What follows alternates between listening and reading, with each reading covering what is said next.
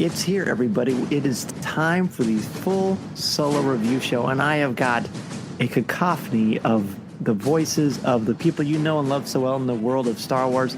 I'm going to bring them in by show. First, from Comics with Kenobi, Matt Moore and Jeff McGee. Oh. Hi. I'm Jeff. That was Matt. Try not to get us confused. No, don't. There's strict legal compacts in play here. If you get us confused, it's just a lot of paperwork. You have to sign a waiver to hear the show, and that's the whole thing. Yeah. Representing Legends Library, Randy Therio. Hey, how are you guys doing? Doing very well. Also joining us today is the co-host now of Rebels Reactions, Aaron Harris. Hello, everybody. How's everybody doing? I'm doing great now that I know Rebels Reactions is coming back. Oh, heck yeah. I'm very excited about that. Yeah, that first show was awesome. Fun. Oh, and we're actually recording our next show this week, so looking forward to that. Sweet. Awesome. We will be ready. Speaking of ready, we have our little buddy, CWK newsman, Tom Gross. Oh, well, I was just updating my resume because I don't think I've ever been in a cacophony before, so I was putting that on there. So just give me a second while I finish that up. Hello, everyone. It's great to be here. And last but not least, there's this guy who helped me create Coffee with Kenobi. His name is Cory Clubb. Hello. Thank you for having me. Excited to be here. As you can already tell, ladies and gentlemen, this is going to be quite an interesting conversation. I think this movie lends itself to that because this is Solo, a Star Wars story, and we are ready to have some fun talking about this. So the way this is going to work is I've asked everyone to come up with a list of 5 things that they really want to discuss, but we have 2 bonus things too. And when you hear the 2 bonus topics, it will be very clear why we have these as bonus ones, because everyone will be wanting to talk about these anyway. So, Cory, let's start with you, and let me know what you thought about Alden Ehrenreich's performance as Han Solo. You know, at first when they announced he was the actor, I didn't know who he was. I kind of was like, okay, he's a common unknown. Good deal. And then they came along, the teaser trailer during the Super Bowl, and he kind of spoke a few words. I was like, okay, I mean, he kind of looks the part. He's got the hair, got the 70s vibe going on. I can kind of get on board. And then, you know, rolling up closer to the premiere, we got trailers and whatnot. And I was kind of, okay, this guy can maybe do a good job. We'll see. But, you know, seeing the film and watching the film, I was totally engrossed by his performance. I never was once pulled from the film. I always felt like he was in character, doing things the young Han Solo would do. I thought every interaction he had chemistry with on screen. And all around, I mean, he did a fantastic job of playing a young Han Solo because I think he's got a lot riding on his shoulders. He knows that too. He's done his homework. I think we've talked about before is just being the character of Han Solo, kind of the up and coming young man looking to forge his way in the galaxy. And I thought it was a great time, I think, for him to kind of take control of it and see what he could do. And I think he did great jobs for me. Matt, what do you think? I thought he nailed it. He had the swagger. He had the charm. I mean, I was invested in the fact that this was actually Han Solo that I was watching on the big screen. Harrison Ford owns the role, and rightfully so, and always will. But I can't ascribe to that nature, you can only have one person in one role. And I mean, witness the James Bond series of films. And I thought this was a really wise choice. I mean, I remember seeing him in Hail Caesar and thinking how great he was and how entertaining he was. And to me, he captured everything of a young, cocky Han Solo. I believed it. You know, I think that I thought then, and I do now, that I was watching Han Solo on that screen. Randy. No, I 100% agree. I was thinking about, as I was watching, I was thinking about just a scene with Obi-Wan and Luke in the Millennium Falcon, as they're talking about the Force and what the Force means or doesn't mean to Han Solo. And I'm like, no wonder this guy believes in luck so much, because he is so lucky all the time. So that just all checked out with like it all like kind of fell in line.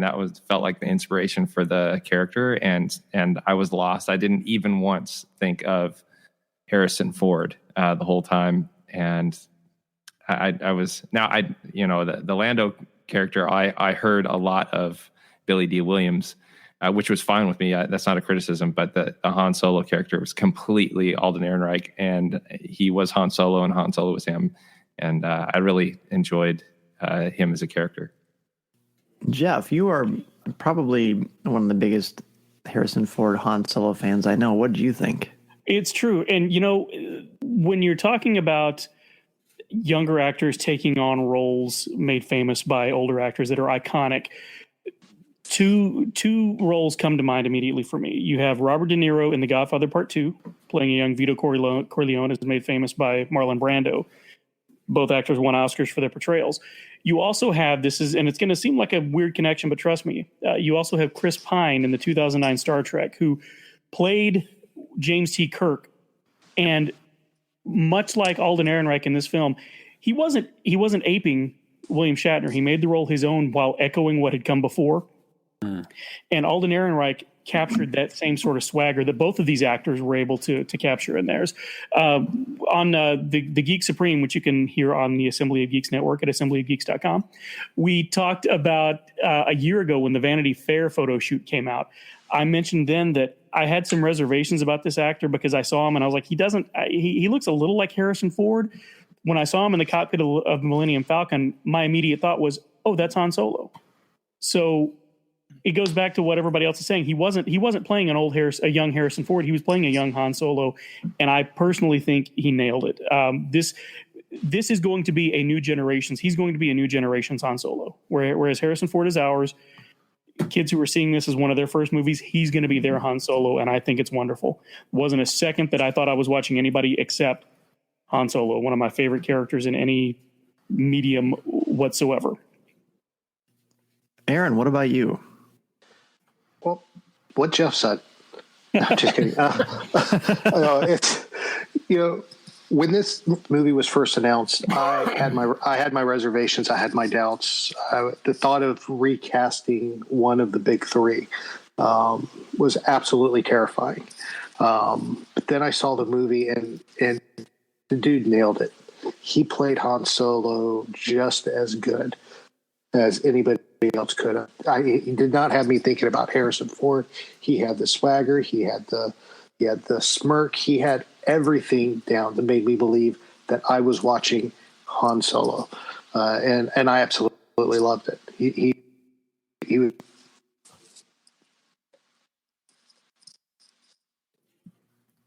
Aaron, did Aaron cut out for everybody else? Yeah. Looks like he muted himself. Oh, I did? Yeah. Well, I just did at that point, but where did it cut out? It might be easier if we pause for 5 seconds and you just say your part again. Yeah, sure, no problem. Exactly what Jeff said. No, just kidding. I loved it. I thought he nailed Han Solo.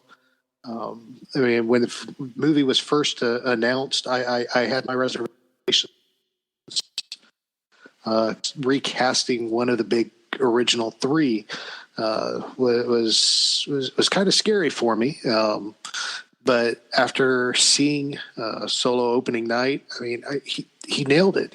Alden had the swagger, he had the smirks, he had the moves. His chemistry with the cast and with Chewie. It was very believable that and it made me watch Han Solo. I knew I was watching Han Solo at that point. I didn't feel like I was watching somebody trying to play Harrison. I felt the character of Solo come through, and I absolutely loved it. Tom, what about you? Yeah, you know what? I'm going to keep it short because everyone has basically said everything that I want to say. When we sat down right after the film outside the theater on Thursday night, I believe I said something along the lines of, it was a seamless transition for me. I never once thought someone's playing Han Solo. I just completely was able to accept what I saw on the screen, what I heard, and I believed it all. My concern going in was that it was going to be pressured. It was going to be forced, and no pun intended. But there was no force involved here. It was pure genius and a complete understanding of who Han Solo is. Seamless transition is exactly right. I love that. And Dan, what do you think? Oh, that's me. I'm glad you asked. I loved it. That was the thing. I've said this before, but I don't think the trailers accurately portrayed the skill and the way he just imbued this role into something that was completely his. And if you didn't know Harrison Ford was Han Solo, you wouldn't have even missed a beat anyway. He never, like we've all said, he never took me out of it. He never made me feel like he was putting on a costume. I felt like he was Han Solo, and that was it. He was a young, learning to be Han Solo, and it was great. He's probably my favorite thing about the movie, and that's really as it should be. Now, the second thing we want to talk about, that's the bonus one that we need to talk about, and I think we didn't mention at the top of the show. We kind of did, and obviously this is going to be chock full of spoilers. This is our big review show, so all these Sabacc cards are on the table. The second thing we're going to talk about is the appearance at the end of Maul, not Darth Maul, of Maul as the person who is in charge of Crimson Dawn, and he's the one pulling all the strings. I thought it was a master stroke. I didn't see it coming at all. I was very, very happy, and I was pretty happy that I think I haven't heard from all of you about this particular topic, but I think you all got to experience that aspect of the film spoiler free, or at least I hope you did.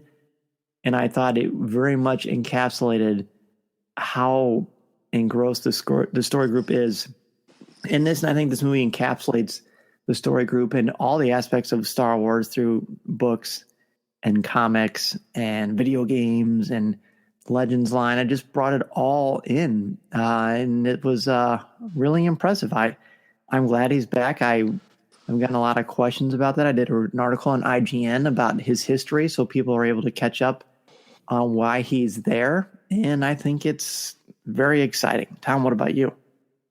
This one, I jumped out of my seat. My daughter and I were watching, and we both leapt out, and I'm pretty sure I vocally out loud said, "What?"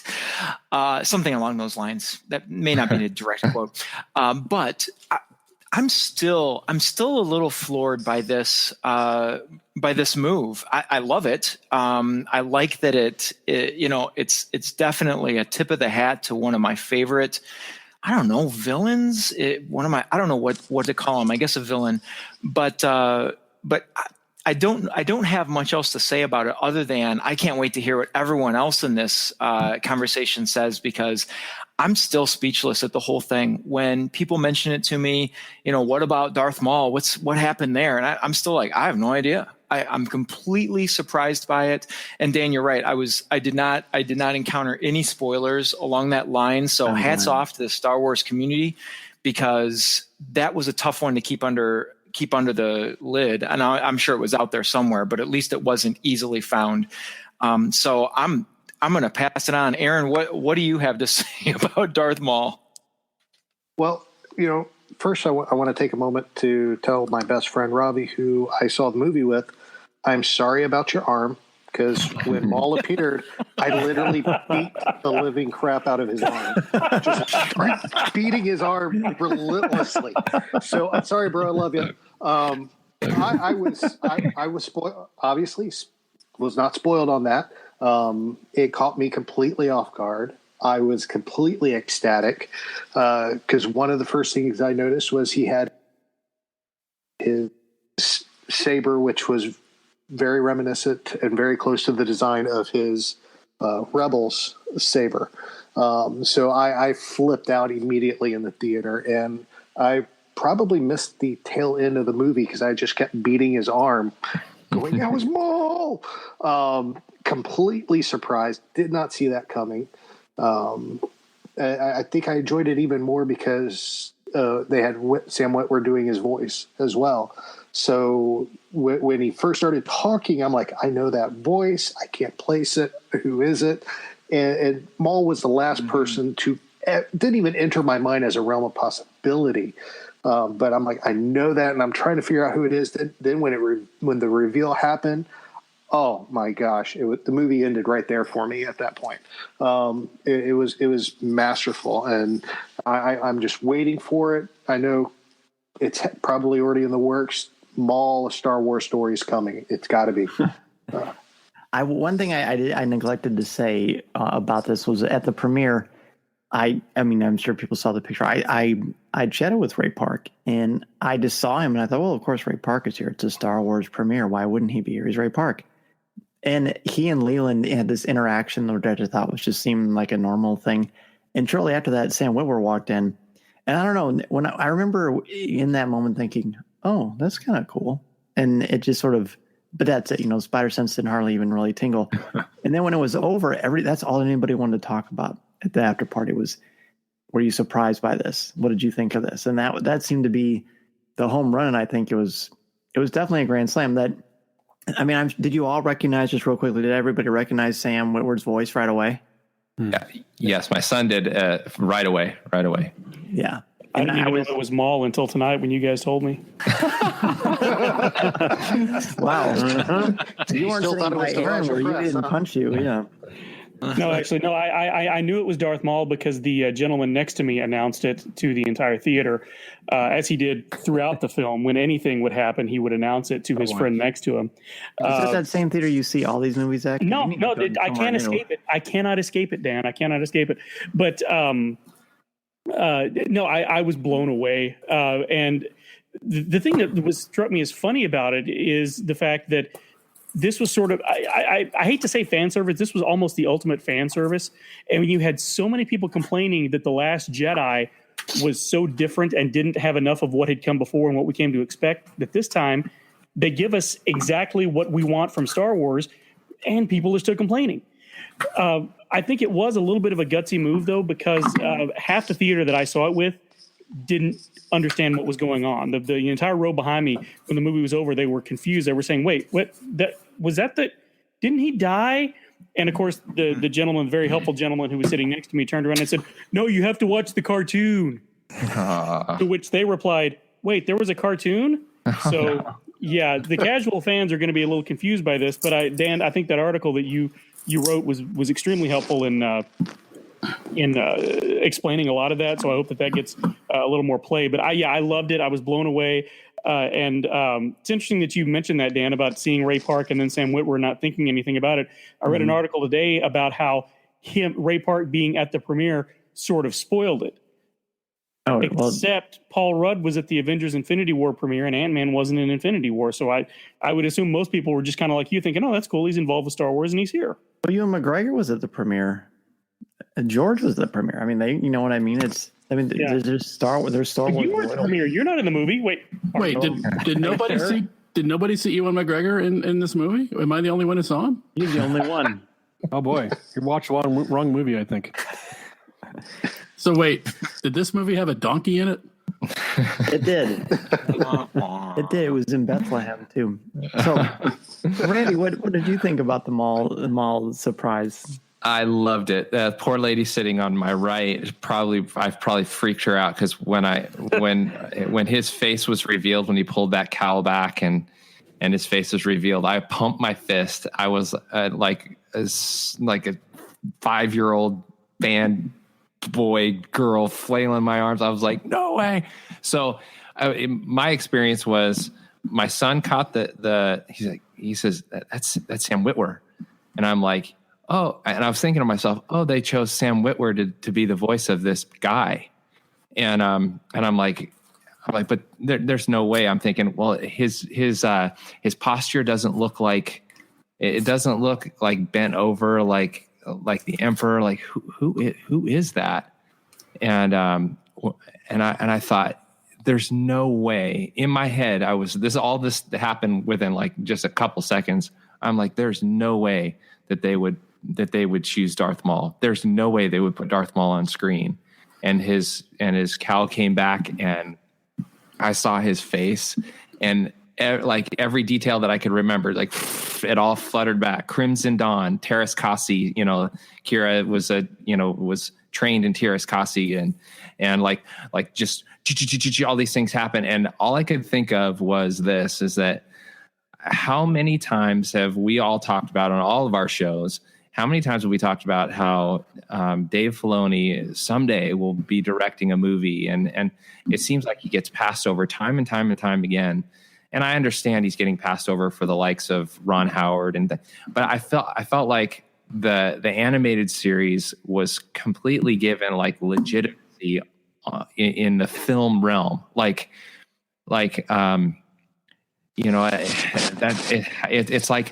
like the animated characters, they don't get play, like keep it separate, because that's like almost like and maybe you guys can correct me, but it almost feels like, that animated stuff's kind of like minor league. It's never going to make it on the screen. And when I saw Darth Maul with that Rebels hilt, lightsaber hilt, I was like, this is so cool. And thank you for giving that half or that part of my fandom like complete legitimacy. Because now people are asking me, hey, what, I thought he was cut in half. I thought he was dead. I've had people say, well, not understanding the timeline and where this movie took place. And like, oh yeah, he's going to get cut in half someday or whatever. I'm like, no, he's already been cut in half. And so it's just another excuse to talk about the animated series. And I know, Aaron, that's got to pump you up, and because it pumps me up, and I don't even host Rebels Reactions, and I get pumped up about it. Well, isn't it interesting too, though? Because I mean, yeah, this I think more than anything, really, like I said, brings everything into play, brings everything up to a different level. But Saw Gerrera was a major player in Rogue One, and he was only part of the Clone Wars. Yeah, and he was played, to the max. But this, I think you're right, though. This is a little bit different. I will say, and I'm sure that people already know this. Leland Sheep posted this as well. But this does take place before the very first episode of Rebels. So the Maul that we see at the end of season 2 of Rebels is not the same Maul. This is the Maul. This is the Maul from the Clone Wars. After right before he gets into his second major battle with Obi-Wan Kenobi, and Obi-Wan cuts off one of his robot legs that Mother Talzin gave him, and then Pre Vizsla is the one who gives him the robotic legs. Awesome. Yeah. So, where are we? So, Matt, what about you? Well, I think the reveal I was astonished, because this was probably the first new Star Wars movie that I went into where I was relatively spoiler free. And again, I think, by having Maul revealed as the kingpin, if you will, it reflected the generational dichotomy of this film, because you had the old guard, like me, who was there to, hey, I've always wondered about the origin of Han and Chewie, and now I get to see it. But and then of course it was the younger people in the audience, whose first experience with Star Wars may not have been the prequel trilogies, but the Clone Wars and Star Wars Rebels, and that's anywhere from kids who are 8, 9, 10, 11, and 12 to 18 to 20 now. And it was those who immediately had that collective gasp in the audience first, just by hearing Sam Witwer's voice. And again, I was sitting next to Jerry and Harper and my kids, and they both went, Maul. It's like, nah. And I was like, nah, it's not Maul. That's just, that's going to be Palpatine or something. And then it cuts off, and I was like, oh my God, that's Ray Park. That's Maul. Wow. So, it's interesting you say that. I was so worried it was going to be Palpatine in it, because I heard Witwer, of course, he does Palpatine too. So I was very glad, because that wouldn't have made any sense. Well, it would have thrown it, I think, the whole story for a loop. But it was just I like the way it had to be Maul, because it helps provide the connective tissue between the animated shows and the films. And it's and by having him revealed as the big bad, if you will, or at least the sort of the linchpin, with Kira, it really firms up that commitment that as I think, what was it? I guess that Randy, I think was it you were saying it, because it kind of just firms up the legitimacy of the cartoons, and really, I mean, we as fans, we're somewhat invested in this little space opera. Otherwise, we would not be doing podcasts about it. But even for the casual viewer, to have a character who played such a major role in not only the Phantom Menace, but then to go on into Star Wars Rebels, as well as the Clone Wars. It simply solidifies how important the various mediums are to Lucasfilm and the story group, and why this saga is so interconnected among all these different platforms. And performance or not, the fact that this happened, this is now set in stone for any Star Wars standalone to come. Yeah, that everything is on the table. Yeah, and that the story group, and the filmmakers and the producers and the directors and the writers, they realize that all the tools are available to play in that sandbox now. And I love that, man. I love it. I love it. I think that's the coolest thing. It really is a nice sort of like a affirmation about how it all matters, it all counts. And I think people knew that, but now it's been kicked up to 11. As they say. Cory, you are the last person to weigh in on Maul. What do you think? Yeah, and I love hearing all your guys' explanations and thoughts and reactions. And it was a shocker for me because it's one of those things I didn't expect her. I thought she was going to start that ship up and take off, and that was her little key there. And all of a sudden, she's got a transmission going, and again, you hear the voice and you hear it, but you don't really recognize it. I've heard it before. It's one of those things, and the reveal and. I was shocked. I was like, oh, okay. But for me as a fan, I was so invested in the Han Solo mythos going on and the story playing out, still playing out in that moment of kind of reveals around, with Beckett and whatnot. So kind of reeling from that in the sense of, okay, here's one more on top of that. And by the way, this guy is really kind of outside the community that's been going on this entire time. It was kind of a shocker for me. It's kind of a little disjointed, I guess, for me to jump out of my Han Solo seat and sit in my Star Wars Galaxy seat and kind of say, okay, now where's this connect? Where's this going to happen? So instantly doing some math and whatnot. As I thought about it the next couple of days here and talked to some friends at work, Maul seems to be the Agent Coulson of Star Wars. Is that kind of true? He's kind of the glue. He kind of keeps recurring in some things. We see him in the really? Comic series. We see him in his own. There's a book series that's a Legends now. So there's these different things that are kind of tying things together a little bit.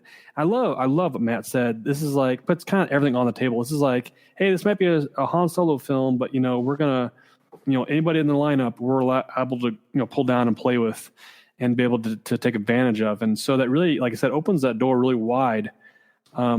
I know I had a theory rolling on about Boba Fett showing up and being a part of that. And if it would have been him, I think story about us at dinner before this. I can, sure. So before we went and saw the movie, Dan and I had a quick dinner, and I said I got to get something off my chest because I have a feeling that Boba Fett's going to show up as a great introduction back into this character. He's really awesome. I mean, I think it's a good fit into this, even if it's just a quick cameo or whatever. And I said, that's kind of my theory. And Dan was, he played his Sabacc face really well. So I could not tell what he was holding. He didn't give anything away. And so I still went in thinking like, oh, this could happen. And it wasn't. Actually, I'm glad it wasn't Boba Fett because he wouldn't fit that character of that upper tier Kingpin style. And that's what got me was Maul didn't really necessarily fit that either. And I don't know, I think it's kind of cool that we are kind of staying on the fringes of the Star Wars connectivity, but Maul kind of brought back to that Skywalker lineage line to me for a little bit, just because of just seeing him in that instance.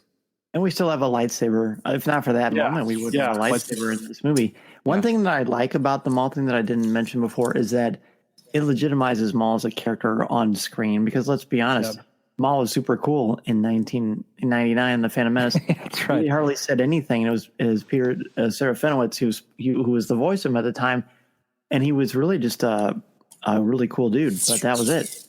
And it wasn't until Clone Wars when we saw him start to take over Death Watch and try to take over Mandalore that he became this calculating person, and it never really synced up with what we saw of him in episode 1, no matter how people tried to paint it. But now it does. Mm-hmm. And I think that's pretty cool. All right. Well, that was, 30 minutes of just these two topics that we already knew we all wanted to talk about. So I am really looking forward to seeing what happens. Cory, the ball is still in your court. What we're doing, everyone, is that everyone is bringing up 5 points, as I said at the top of the show, they want to talk about. They can be good, they can be bad, they can be indifferent. I'm excited to see where this goes. Cory, what is your first one? It's a softball one, and as much as I love Star Wars, they always give us kind of fun new characters, and this was chock full of characters we had never seen before. And one of the things I like to do is to kind of pull up my favorite character or expect to see. And I was excited to see Lando on screen, but the minute we see Beckett, Woody Harrelson's character, up on that silhouette, and he is twirling his guns, blasting from both hips. Man, this guy was the epitome of cool. I mean, he had it going on. He knew what he's doing. He had a plan. I was like, man, he sold me completely on this character. Because I think Woody Harrelson is an incredible actor, but I'm more amazed to see him on the screen doing his thing and playing these roles. And I was like, okay, I'd follow him to wherever he needs to go because he is what I want to be when I grow up. So it's one of those things. I was like, this guy is cool. I mean, that's what tells me I think a lot about the Han Solo character was he's not the Han Solo we see in A New Hope. This is Beckett kind of rubbing off on him a little bit, and other characters along the way too. But I think Beckett was a big part of his life in this moment of time and kind of gave him that freewheeling, kind of go where I please, we'll go roll the plan as it goes. And I think I really like that for my first point. I remember when Beckett started twirling that gun, I remember your reaction, the very visceral reaction. Yeah, that was cool. That was cool. I remember that too. Matt, what was your first point? My first point is just, and this is going to sound like I'm fanboying, but I'm not. But I really dug all the deep cuts to the Star Wars legacy on this. Stuff that's now legends, because I was that kid who got the 3 Brian Daley novels through the Science Fiction Book of the Month Club, and devoured them. And same thing with the Lando novels. Totally, and I still have them. And and the week before the movie came out, I sat down and reread them all again. So, and I went old school because I just I pulled them off the shelf and was reading them every night. And I love that we got just these subtle nods and subtle references to them. I love that they also. The Kasdans, they didn't hold back. They dug into to volume 1 of the Marvel Star Wars comic series from 77 to 86. It was incredible to me. But they did it in a way where even if you weren't even aware of it, you didn't miss anything. It only just enhanced the overall storytelling effect. And it was just kind of like, it was fan service without gatekeeping. Good call. Which is very hard to pull off in any sort of cinematic saga or adaptation of the source material. And, this whole film, I think, did that admirably, because after the movie, my wife goes, because my wife goes, now I saw the idol from Raiders of the Lost Ark in Dryden Voss's, curio cabinet, but was the big skull, was that just like a nod to Indiana Jones and the Kingdom of the Crystal Skull? I said, actually.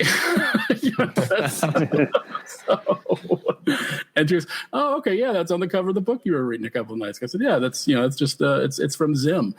Again, just little touches like that I thought were great, and, even like the swoop bikes.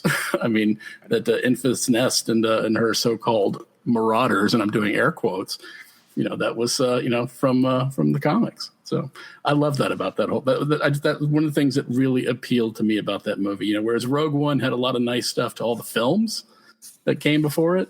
Mm-hmm.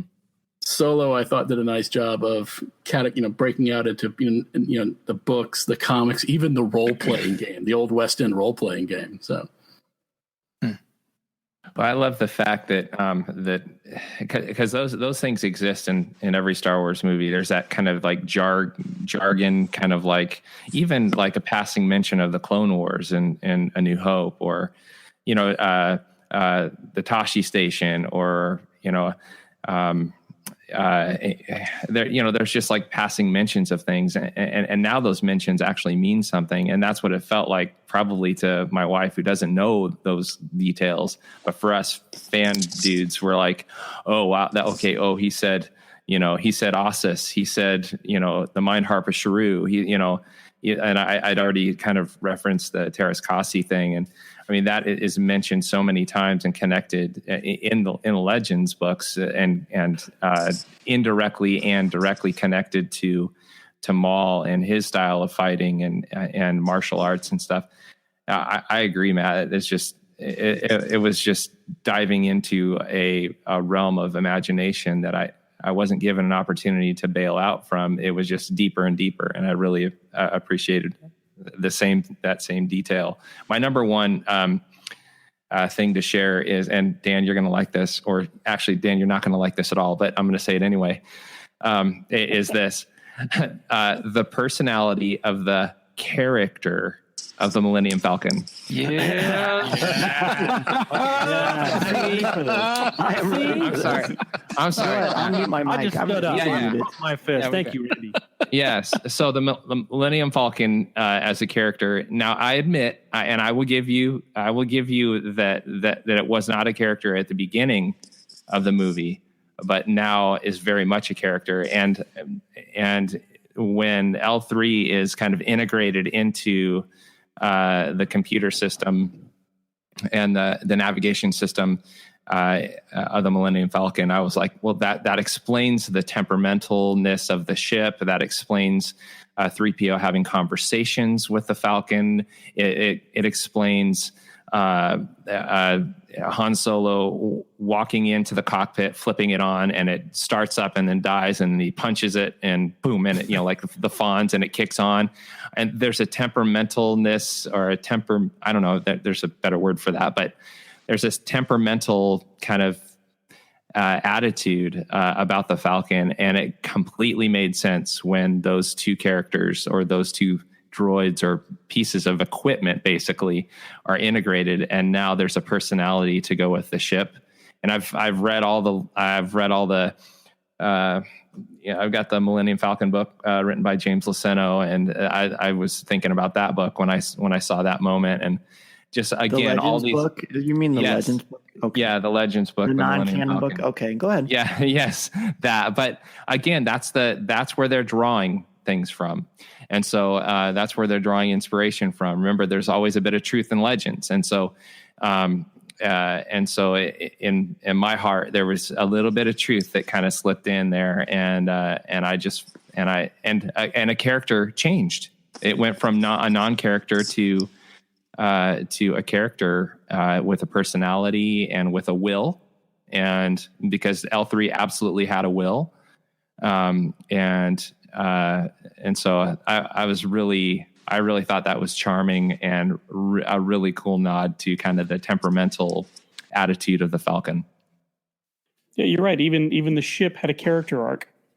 Yeah. Well, mine. The first thing on my list is actually I love the dialogue in this film. It had a wit to it that we've seen in Star Wars before, but has been missing in a lot of Star Wars films.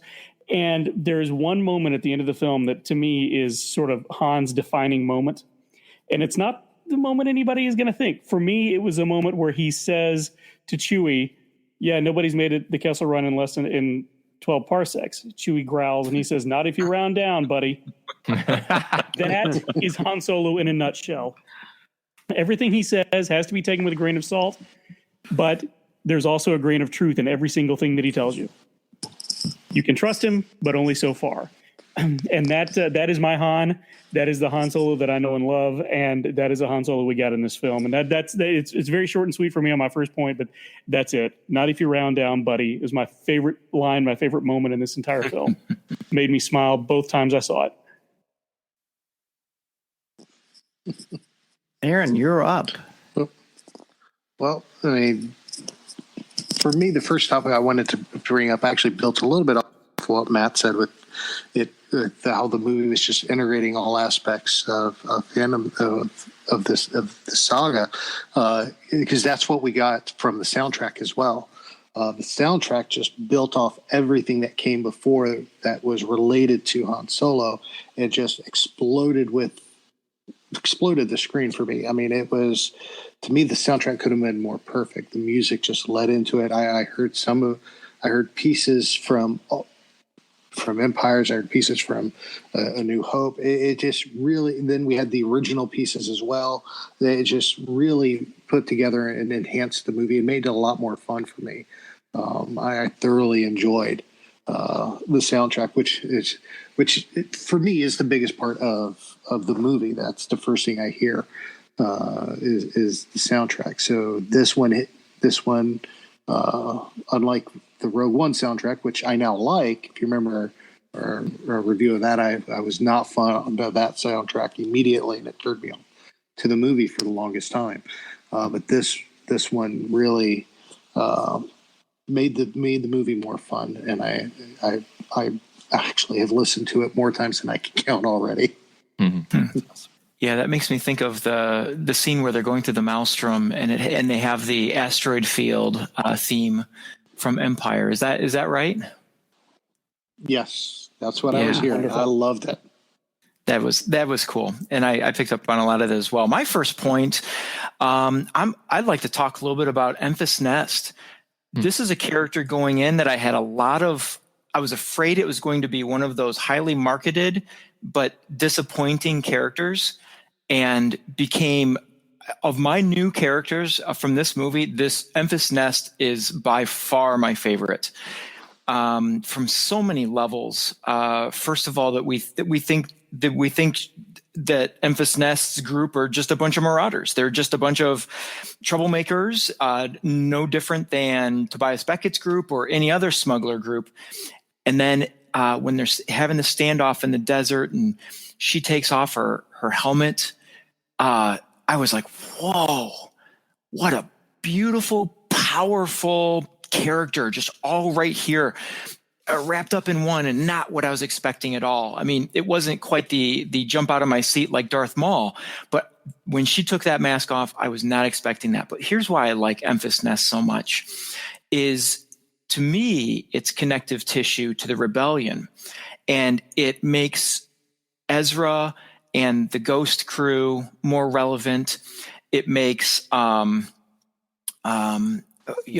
Gerrera's group more relevant, and it shows that the rebellion was a galactic thing, and that they were supported by all of these small factions and small groups around the galaxy, and it brought a piece of that to Han Solo's life nice and early, and I think it made it. It made me, there's a part of me that was kind of like, oh, this is cliche. She's going to ask him to join. He's going to turn it down. But to me, it was almost like that's softening him up. And it helps us to realize maybe why he chose to join the rebellion when he did, because maybe he saw something special. Maybe it's because he's been here before and now he's seeing that maybe this is the time for it. I don't know. I don't know what it was, but it was just one more of those things that I liked the connection, because there really is the influence of the Empire in Han's early life. From this movie, they were in the spaceport, they were protecting the train, but other than that, there really wasn't much in the way of influence from the Empire. I guess, that they're selling fuel and whatnot, but as far as visual, and so that gave a nod to that. But that Enfys Nest character, I thought she was so cool, and I hope we get some more stories about that group, because I think that would be really neat to learn more about them. That will be very cool, actually, and it'll be interesting to see just where, surely they would potentially, because they're obviously one of the original Rebel cells besides the crew of Rebels. By the way, did you guys know that when Han is playing Sabacc with Lando the first time, he mentioned he owns that light fighter? Did you know that's the exact same model number as the Ghost? Just found that out today. What? Yeah, I did too. Yes. Yeah. Yes. I mean, it's not as mean as the same ship, but it's the same, like a YT-1300 is a Carillion light fighter. So this is the same kind. So that's a cool nod to Rebels. Oh, neat. Yeah. Yes. Cool. Yes. Okay, so I know I need to be happy. Aaron. My first one. Oh, let's breathe. Just breathe, Aaron. Breathe. I'm trying. So my first one is the physicality of Chewbacca in this film. I mean, this is very much Chewbacca's been in a number of Star Wars films, right? He's been in let's see, 3, 4, 5. So this is his 7th film. This is the first one where he's actually not just an ancillary character, but he's actually a main character with something to do in the film besides roar and rip people's arms off. Although he does both of those things very often in Solo and quite comically. In fact, my wife said, "Did he just rip that arms off?" And I said, "Yeah." And she was gross. I love the physicality. I love how he, when he first meets Han, how they, that fight and how he's throwing him around and he's throwing around these people on Kessel, and he's just very, very violent and powerful. And that was very, very noticeable. I will say also, and along with his physicality, I love the relationship that he has with Han, and I like seeing their burgeoning brother relationship, really, how they look out for one another. And I felt more like they were equals in here as opposed to being a sidekick. I felt like Chewbacca very much held his own with Han. And it was the way it was written. It was the way he was portrayed. I think Eunice is awesome. And he just brings a lot to that role, more than people realize. I mean, it's got to be daunting to have to act in that costume, which is individually, the hairs on it are individually threaded one at a time. And I heard him talking the other day, and he said that he even had an electronic jaw as well, and his mouth would be very, very sore after a while because of just how much goes into this thing. So it's not only how to walk, but the stunt work that he did. I thought it was wonderful. It was cool to have a character that we've known for so long, since 1977, and to bring something new to the table. Not unlike seeing Vader really unleash in Rogue One, but this was even more than that because it wasn't just one aspect. It was all the aspects of him altogether.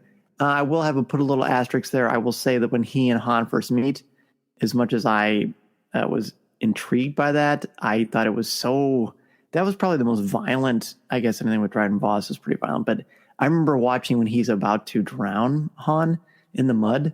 I thought that really bothered me because, it's Chewbacca. And I thought, well, I definitely can't show my little son, this because of that. I mean, that would probably be kind of upsetting, but it is PG-13. So that's my first one. It also probably reminded you of the horse drowning in the swamp in the Never-Ending Story that scarred a generation of children. It would if I'd seen the movie. Oh. Yeah. Wow. Well, this show is over. Okay, wait. Oh, okay. I didn't mean to judge that loudly. I'm not judging either. I'm just. It's okay. You should have muted your mic like I did for your sorry. Falcon stuff. I know. I should have not. Okay. I ungrunt. How can I ungrunt? Well, there may be a little bit of groaning when I give my second one. And I am very aware, and it was certainly the case during the premiere, that people absolutely love L3, and Phoebe Walker-Bridge was great, and she's very, very charming, a very, very wonderful actress.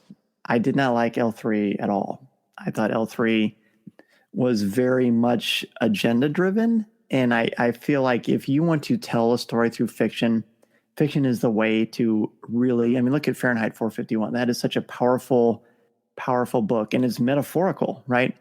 It's very much telling you about the challenges of government and censorship and the importance of reading and the importance of learning without spelling it out. I felt like this was very much non-metaphorical, and I found it very, very grating. And I'm very much about the message, but I think to really reach people, especially closed-minded people, and that's who really needs to be reached, you have to sort of cajole them or use subterfuge through metaphor to open dialogue, but to flat out tell someone what to think instead of allowing them to come to that conclusion, that just doesn't work for me. And if it works for other people, that's wonderful. But to me, it just did not work. Bob Dylan would say, or Sting, one or the other, I think, or they both kind of stole it from one another, would say, hide the vitamin in the Twinkie. Exactly. And I think you're right. There was no Twinkie. Yeah, it was a bit on the nose. So I agree. Yeah. So Tom, what about you? Your second one? This wasn't my second one, but I'm going to bring it up now since L3 is up. L3, what I want to say about L3 was talk a little bit about his or her relationship with Lando. I remember watching it when I watched it the first time. I kind of thought, what a strange, odd relationship, and almost too far with the implied romance or whatever. Or was it implied? I don't know.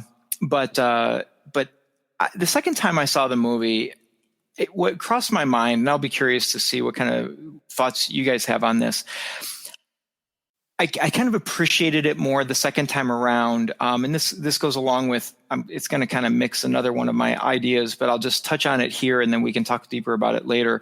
And that is the connectedness and trust and loyalty of so many of the characters in this. And I thought, geez, here is a gambler, and and if we go with Tobias Beckett's line of, don't trust anybody and then you'll be happy. Lando lives by that. And so the only companion that he can have that he can trust is a droid. And so they've created this bonding relationship, which I don't know, Dan, when you talk about the character and the personality of L3, this isn't going to be a popular comment, but sometimes I find our C-3PO to be a little annoying, as Han did frequently. But I guess I kind of had the same feeling about L3 as I did about C-3PO. Sometimes the agenda or the pompousness or whatever it was. C-3PO didn't have anything political to say. No, I realize that, but so 3PO is kind of hung up on the odds and everything, and so she has her thing, I guess, is the way I would look at it. But so when I think about Lando and his relationship with L3, and then I jump to the Lando that we knew first in The Empire Strikes Back and Cloud City, he has a similar kind of relationship with Lobot. And then we also see that again in the Aftermath series, where he's still with Lobot, kind of a personality-less, very mechanical sort of person. And Lando has just never been able to break that trust issue with apparently human beings, and always stuck with someone or something that was more mechanical and predictable and you could always trust. So that's my number two. Well, my number two actually was I wanted to talk about Lando. I'm sure Lando was huge in this movie, and there was a lot of hype around Donald Glover playing Lando, and I thoroughly enjoyed his performance. He did wonderful as Lando. Matter of fact, when we first got the glimpse of Lando as they're showing up to that card game, and Kira's going through and describing Lando, when we first hear the lines Donald Glover speaking, I could have swore Billy Dee was doing voiceover, but he did not. And then it just took a life of his own from there. But Lando just was Donald Glover, just as much as Alden Wright nailed Solo, Glover knocked Lando out of the park. The capes, his swagger, his whole ego was just fit the character perfectly, and I absolutely loved everything Donald Glover did as Lando. Yeah, it was almost like it was and not in a negative way, almost an impersonation with the voice. It was so dead on, but I caught that too. But it wasn't bad. I didn't feel like. I guess if you do something with excellence, it doesn't matter whether it sounds like somebody else or not. Like it was so dead on, and the swagger and the and the the costuming and everything was so dead on that I didn't feel that it took away from his character at all in the least. Mine is the only negative that I've got, the only negative opinion that I had about the film, and it's very minor, but I did not care for the way Han got his last name, and I did not care for the way Chewbacca became Chewie. Going back to what you were saying, Dan, about it with L3, everything was just sort of spelled out. That whole thing of getting your name at the immigrant station, if you will, which is exactly what they did to bring it back to The Godfather Part 2. It's exactly how Vito Corleone got his name, because that's where he was from. I would have much rather, if you're going to say it's not actually his last name, I would have much rather had him come up with it himself rather than it be given to him. And when he said Chewbacca, there's no way I'm saying that all the time. We're going to have to come up with something different. Why not just call him Chewie at a certain point and have Chewbacca react to it and have it be something a little more organic to the story rather than, I'm not going to call you that. I'm going to call you something else. And here we go. Because it's a flat out I agree. That bugged me too, because it's more like, oh, this is your culture, but I don't like that, so I'm going to do something different. Exactly. I think that's that's offensive, really. Yeah, that name's too hard to say. I'm going to call you. I'm not going to call you Raphael. I'm just going to call you Ralph. It's it rubbed me the wrong way, and I thought that the storytelling trope of the guard giving him the name Solo was just a little tired, and especially when in The Last Jedi, the filmmakers were brave enough and bold enough to have us find out that Rey's parents were nobodies. To go back to fall back on this sort of trope just seemed, it was the only letdown I felt in the entire film, other than when the credits rolled, because I didn't want it to be over. And by the way, I don't think that's negative. I mean, we're all intelligent people that are intellectually honest, and we're critical thinkers. So that's not negative. That's just an honest opinion. And like I said, didn't destroy my enjoyment of the film or anything. It was just the one thing that I thought was a little bit of a misstep. The one thing that made it feel like, oh, this was a troubled production. Because I seem to remember hearing something about that. Randy, what about you? What are your thoughts? So I'm going to talk a little bit about Han Solo. First of all, I guess I have a question, probably for everyone except for Dan, because Dan, you were there on the red carpet, and I think most of us were probably watching on online the red carpet premiere. It seemed as though, did you guys catch that they kept doing this video bumper of Han Solo kind of twirling his blaster, but like dropping it. Did you guys catch that at all? It seemed like he was trying to twirl it, kind of like Beckett, but he like would drop, and they would cut it. It was like a quick little thing, and they would cut it just before he dropped it. So he's looking in the camera, trying to twirl his blaster without actually looking at it. And he kind of fumbles it a little bit, and so I don't know. Did you guys catch that at all, or am I just like seeing things or whatever? Dan, I caught that. Makes sense. Was it in the trailers or just the TV ads? Yeah, I have no idea about any of that. Yeah, I figured that you were hobnobbing with the maker there. I would much rather be in your place, Dan, than me splitting hairs about a video bumper. But I do feel like that kind of is the and even fits with the laziness or the like thoughtlessness of Han Solo saying, "No, I'm not gonna call you Chewbacca. I'm gonna call you something else or whatever." The idea, and so it, like kind of like this kind of fumbling through the galaxy or fumbling through life, and like almost like a bull in a china cabinet, like and stuff just kind of coming together for Han Solo time and time again. I just finished the novel Most Wanted, and it's the same thing in that, except that book really keyed in on the idea that he was accepting of any being, any droid. He was accepting of everyone. So maybe that is kind of contradictory to the whole Chewie Chewbacca thing.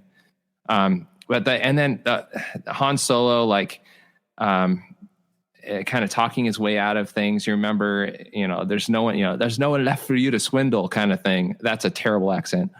But there's no one left for you to swindle. And here's this young Han Solo who has the whole galaxy in front of him to swindle.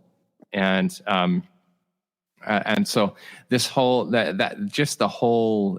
don't know, not innocence, it's not the right word, but just this like the beginning of a character, the infancy of a character, and fumbling with his blaster, and then him asking Beckett, "Hey, can you show me to do that?" And that's why I was asking about the kind of the video bumper, because it looked like he never really figured that out, but he really wanted to, and he was trying.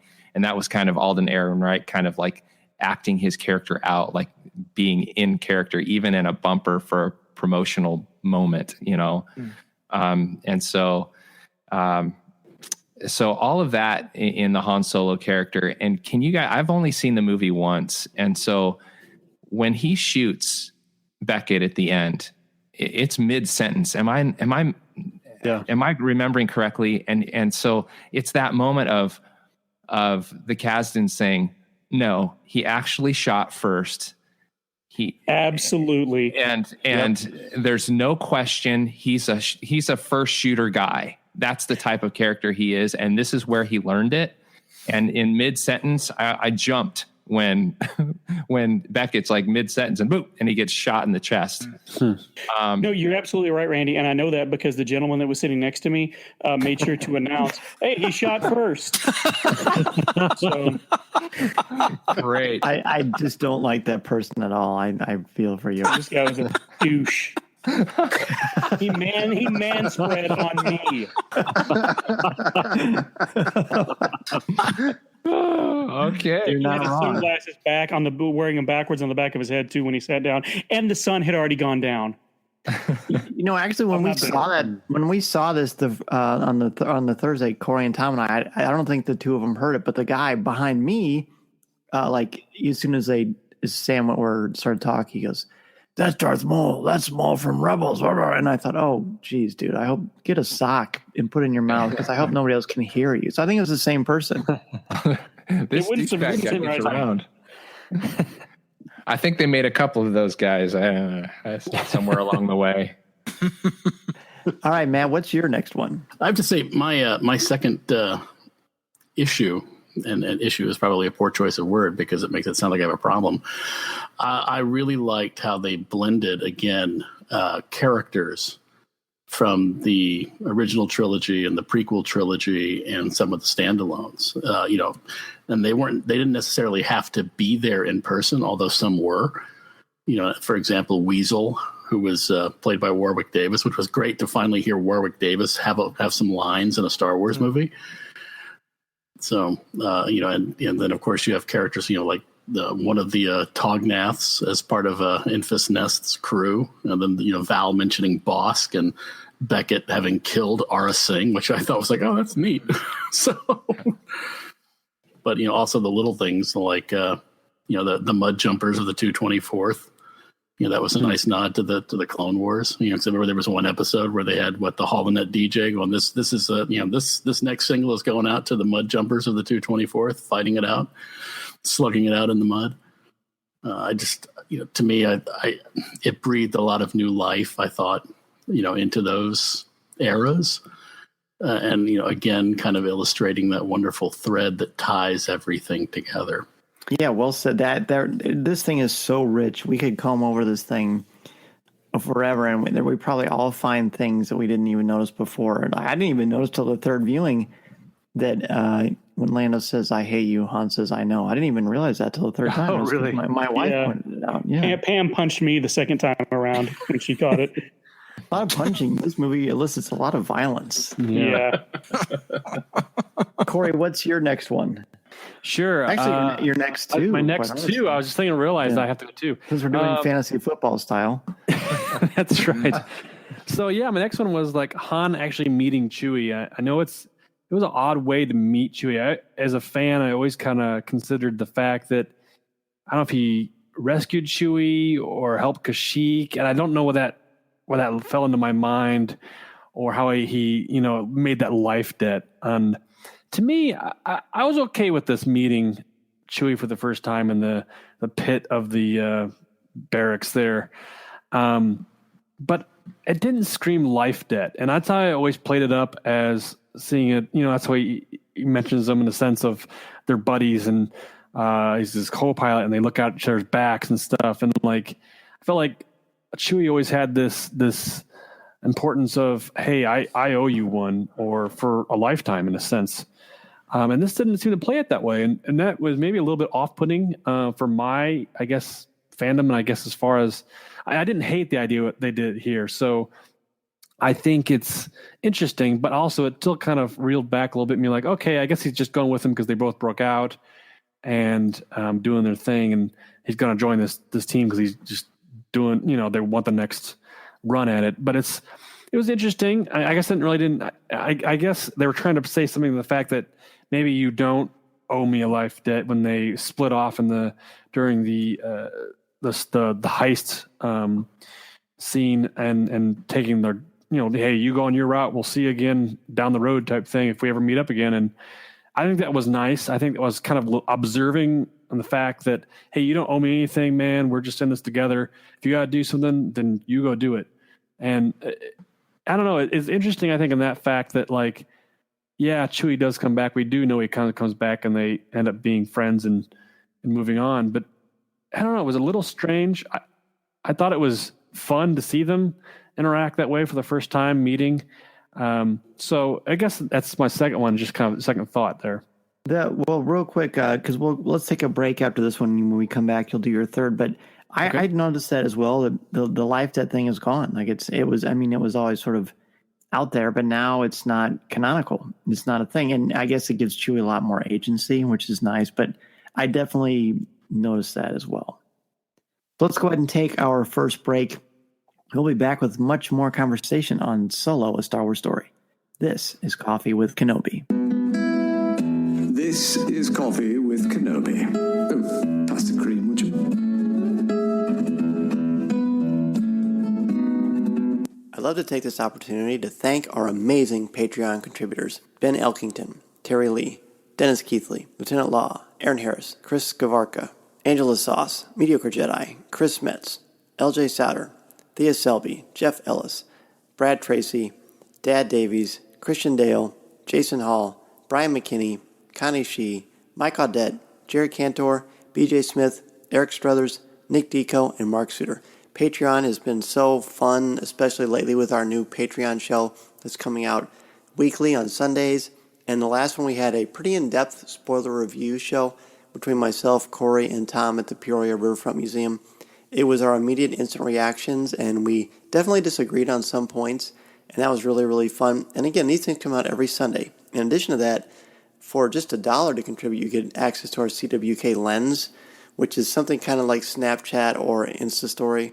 And basically, I will show you different things that are going on my trips when I go all over the places to cover Star Wars events and talk about exciting things going on in the world of Star Wars all around the world. And I show you behind the scenes. I will sometimes give you tips about things that are going to happen before they do, so you'll get basically instant access and immediate access to things that most people won't ever get the chance to find out about, or if they do, it'll be much later. There are also coffee mugs and t-shirts and all kinds of great things. It's just a lot of fun, and our community on Patreon and our Patreon posts on our message boards has been a lot of fun too. It's just a great opportunity. It really helps out this show more than you can possibly imagine, and it's another great way to interact with Coffee with Kenobi and support our show.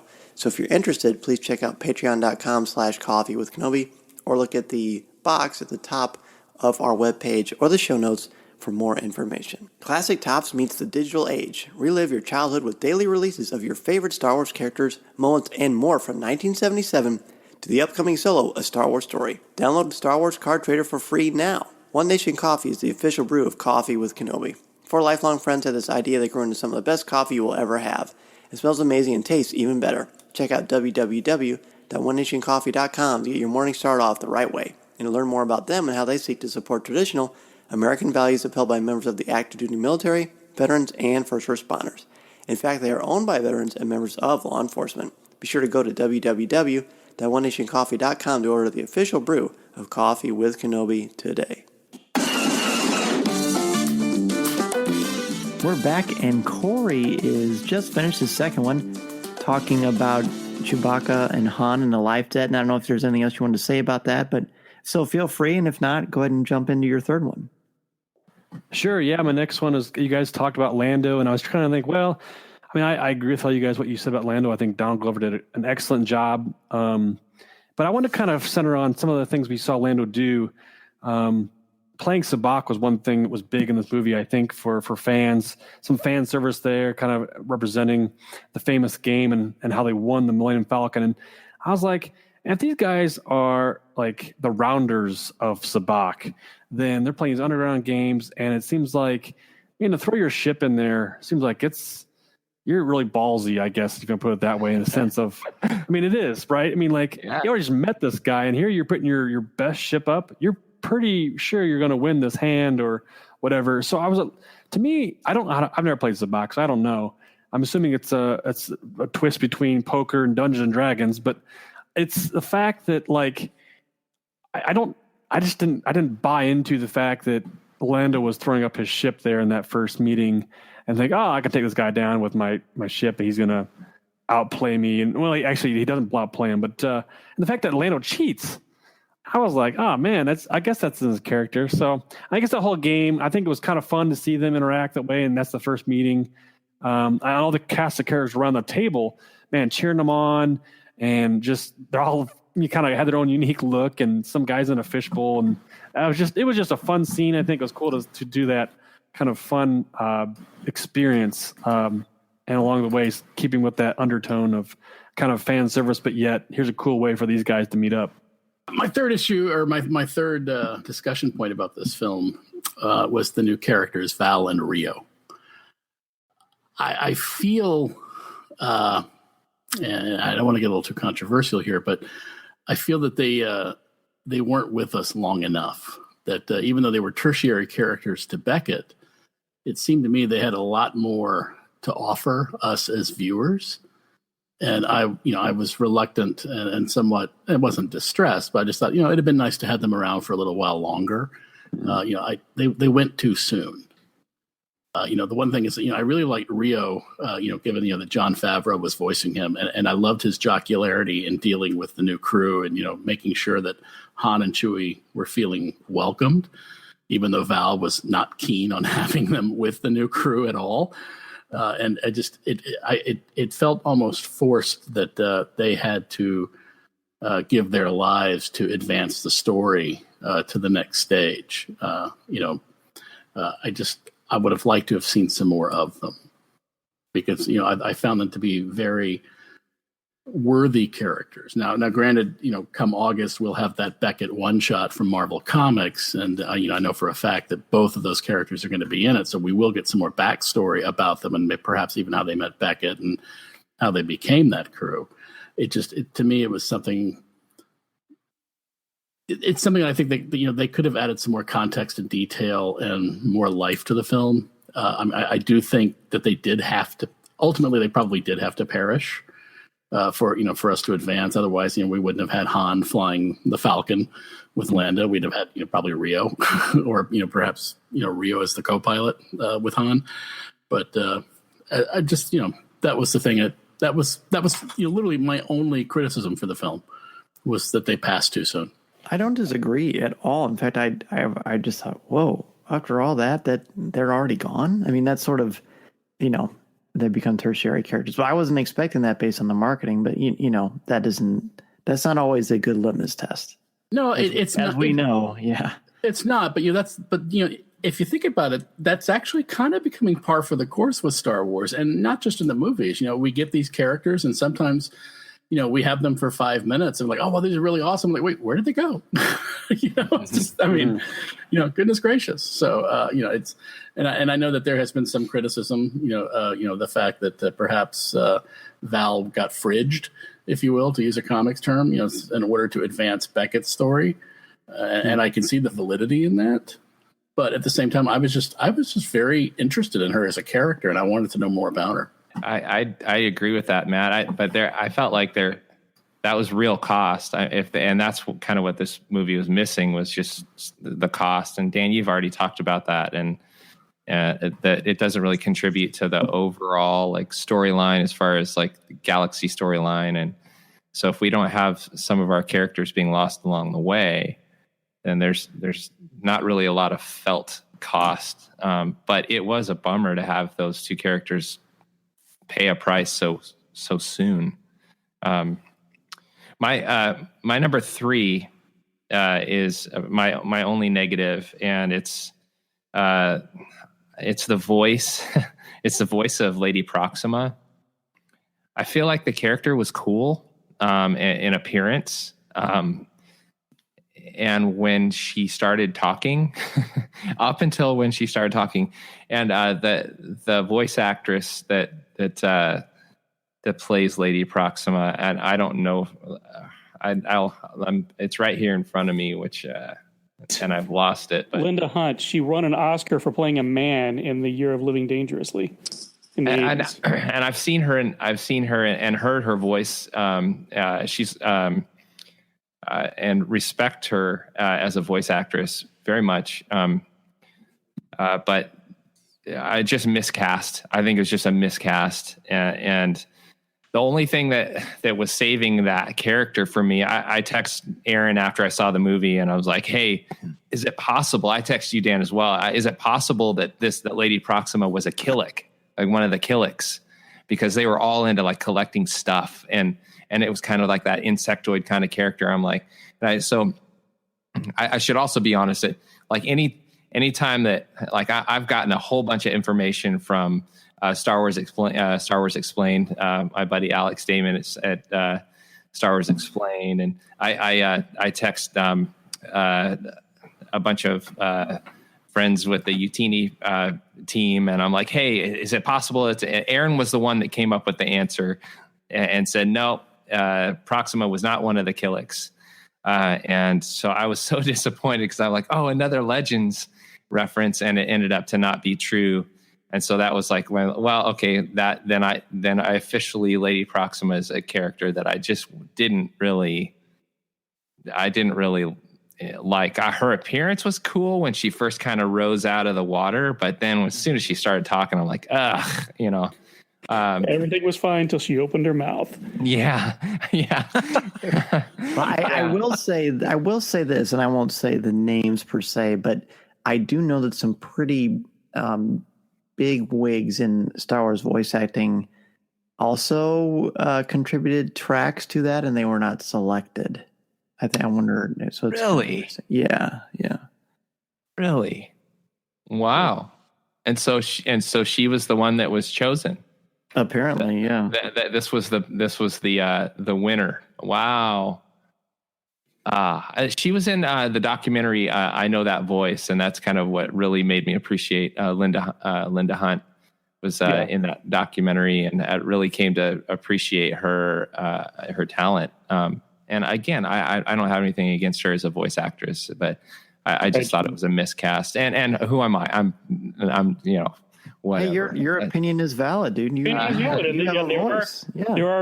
are terrific actors who have been miscast. Yeah. But just a bit of trivia, Linda Hunt is the only person to ever win an Oscar for playing a character that was the opposite sex of them. Wow. Yeah. Wow. My third point was actually one to kind of follow up on what we were talking about earlier with the Sabat game. We mentioned that Lando was actually cheating. I love that in The Empire Strikes Back, Han says, "Hey, I want her fair and square," and it turns out he did. Yes. He did. He did it right. He won fair and square. I love that.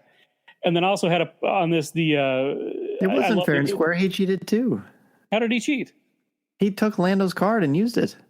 No, he didn't use Lando's card. Never used it. He didn't. No, the second viewing I saw, he didn't use it in his hand. He laid his hand down and he said, "If you had only had this card and laid it down separate, you would have beat me." Oh, I thought he meant that was the card he uses, like his. Oh, by the way, here's this head. Oh no!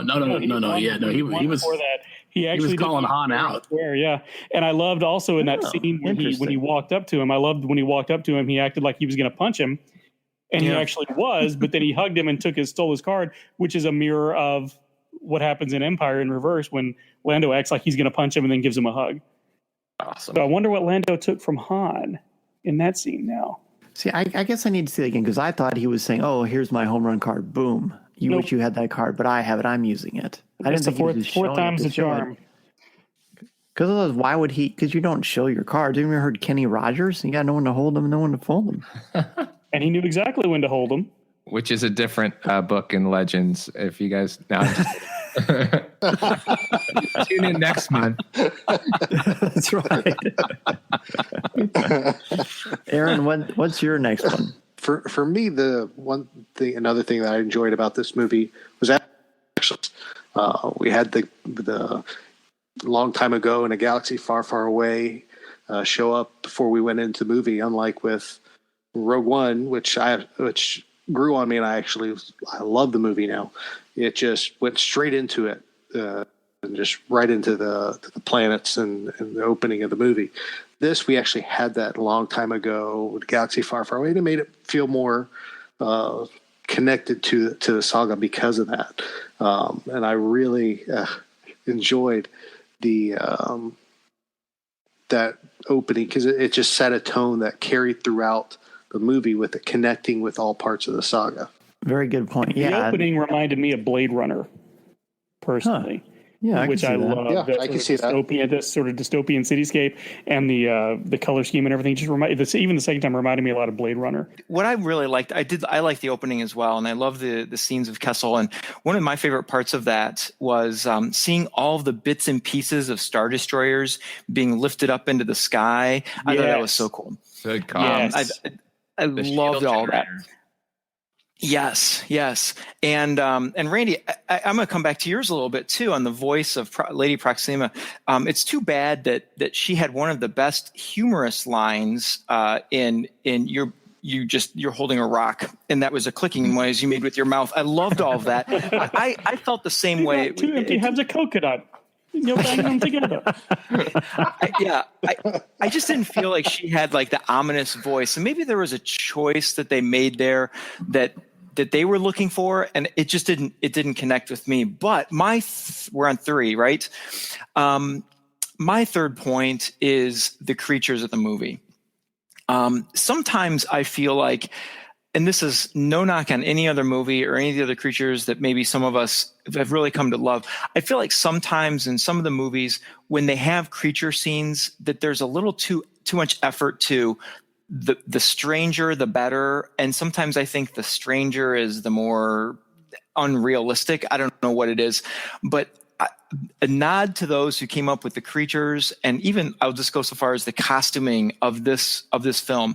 I loved every single new creature, and not in a single moment, whether it was from the droid fighting scene to the Sabacc game, none of the creatures made me cringe a little bit. I loved them all. Like, I thought Moloch was so cool. I love that he carried that staff. I love the functionality of his face mask. Once we learn that the sun makes their skin burn, and instantly his face mask drops down to give purpose to that really cool, funky face mask. I thought that was great. One of my favorite characters was that supervisor in the mine in Kessel, where he came out to meet Kira, and he's got that like drippy brown rust-colored saliva or snot coming out of those two. It was so gross and like so real. And I loved how he carried those keys like a boss. And even his henchmen, those costumes were fantastic.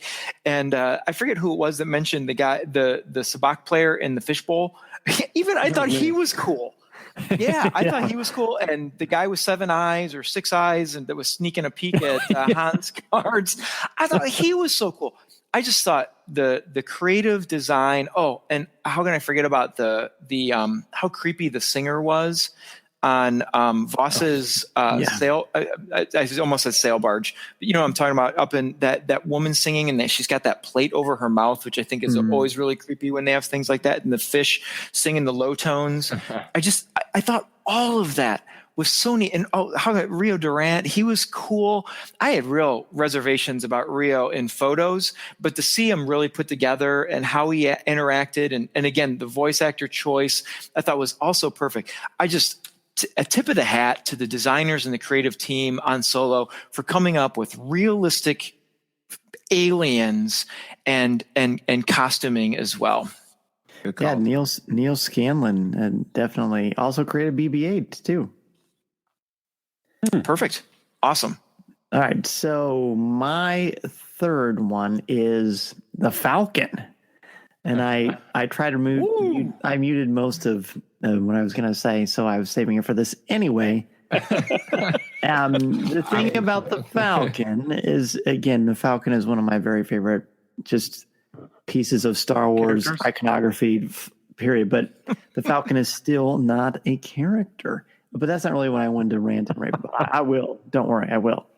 I love all the iconic moments, like the first time Han and Chewie see the Falcon, the first time Han walks into the cockpit of the Falcon, the first time he takes the controls, the first time he discovers that Chewbacca can fly this thing, and the way he just kind of jumps right in, and because Kira says, "Oh yeah, we should," but she doesn't know what to do, and he takes over, and he's like, "What? Wait, how old are you?" That thing is a goosebump inducing, as is the very, very last shot as well, when they're flying off together on adventures galore.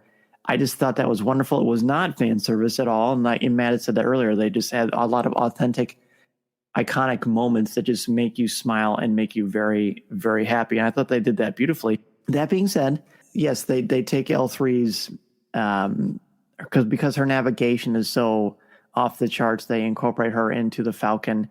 And yes, in The Empire Strikes Back, when they are trying to fix the Falcon's hyperdrive in that space slug, C-3PO says that the Falcon has a very odd dialect, basically.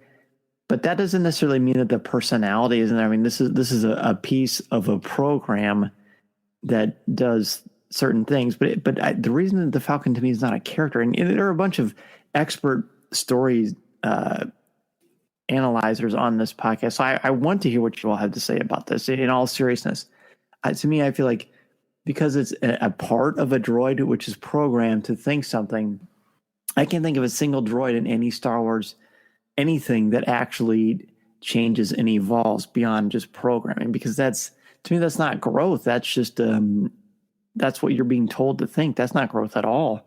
I mean, the Falcon has personality, but it doesn't have a personality.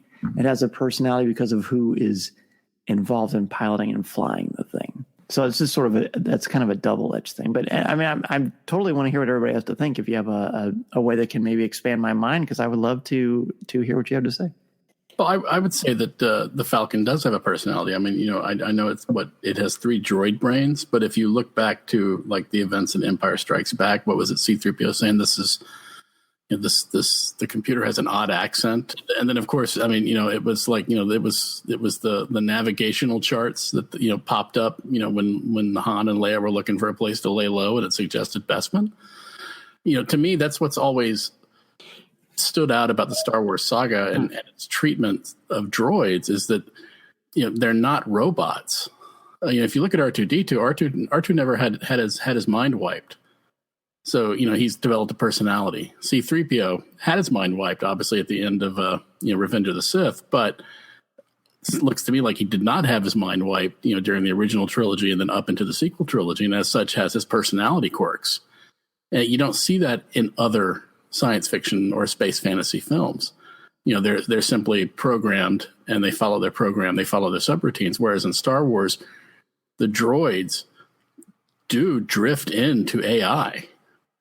And I think that was one of the things that really impressed me about L337 is, she realized that. And of course, Daniel Jose Older built on that in his Last Shot novel.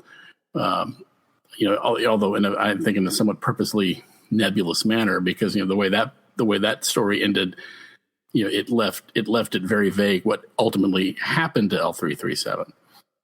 And then, so to me, droids in Star Wars, if left to their own devices, do become sentient creatures. I mean, one need only look at the droid Gotra for that, because that was mentioned first. I guess technically it's first. It was mentioned in the Tarkin novel, and then it came up to have new life in I think it was Last Shot. And if you're reading Ray Carson's really really well done Most Wanted, which is about Han and Kira on Corellia before the events of Solo, a Star Wars story, the droid Gotra plays a very big role in that story, and it narrows down to one particular droid who is striving to be not necessarily more human, but more relatable, to the meat forms, if you will, to the carbon-based life forms.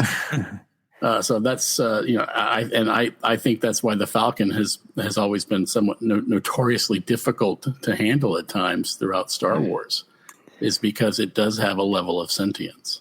But if a level of sentience, yes. But if all of the things you mentioned too are astute, but they're all still one note. They're still, I'm plucky, I'm opinionated. But that's all that they bring to the table. There's nothing dynamic about that. I don't find that to be a character as much as a characteristic trait.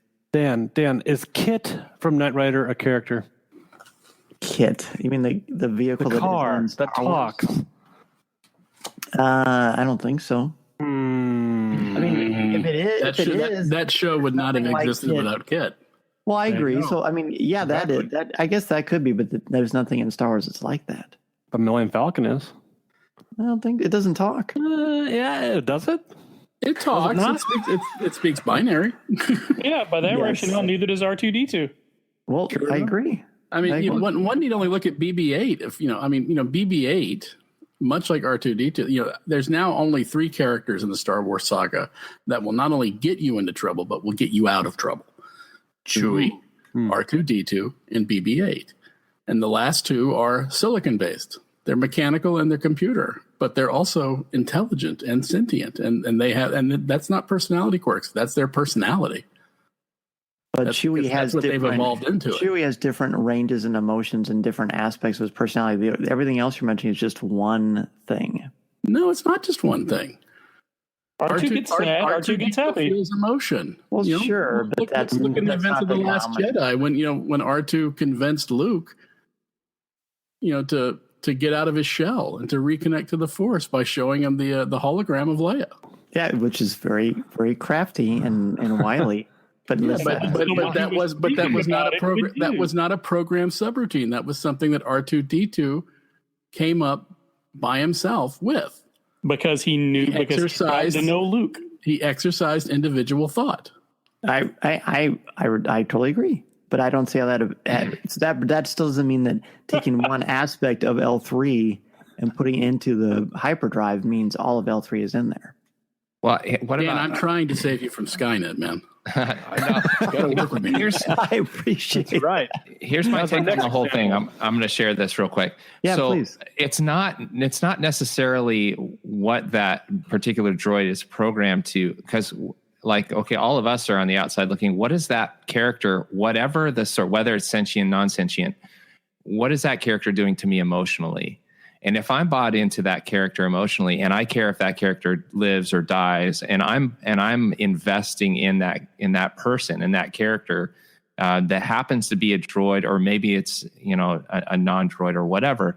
But if I'm bought into it and I care what happens to that particular character, that's a character. Like it's what happens to me emotionally that makes that person or that thing a character. R2 is a character to me. BB-8's a character. And it's a little bit of a stretch that the Millennium Falcon is a character, but it's a lot more of a character now that I see that there is that if just because there's character programmed into somebody doesn't mean that it's not character. It's just character that's programmed into it, and we become endeared to those to those things and those traits that that we as human beings see as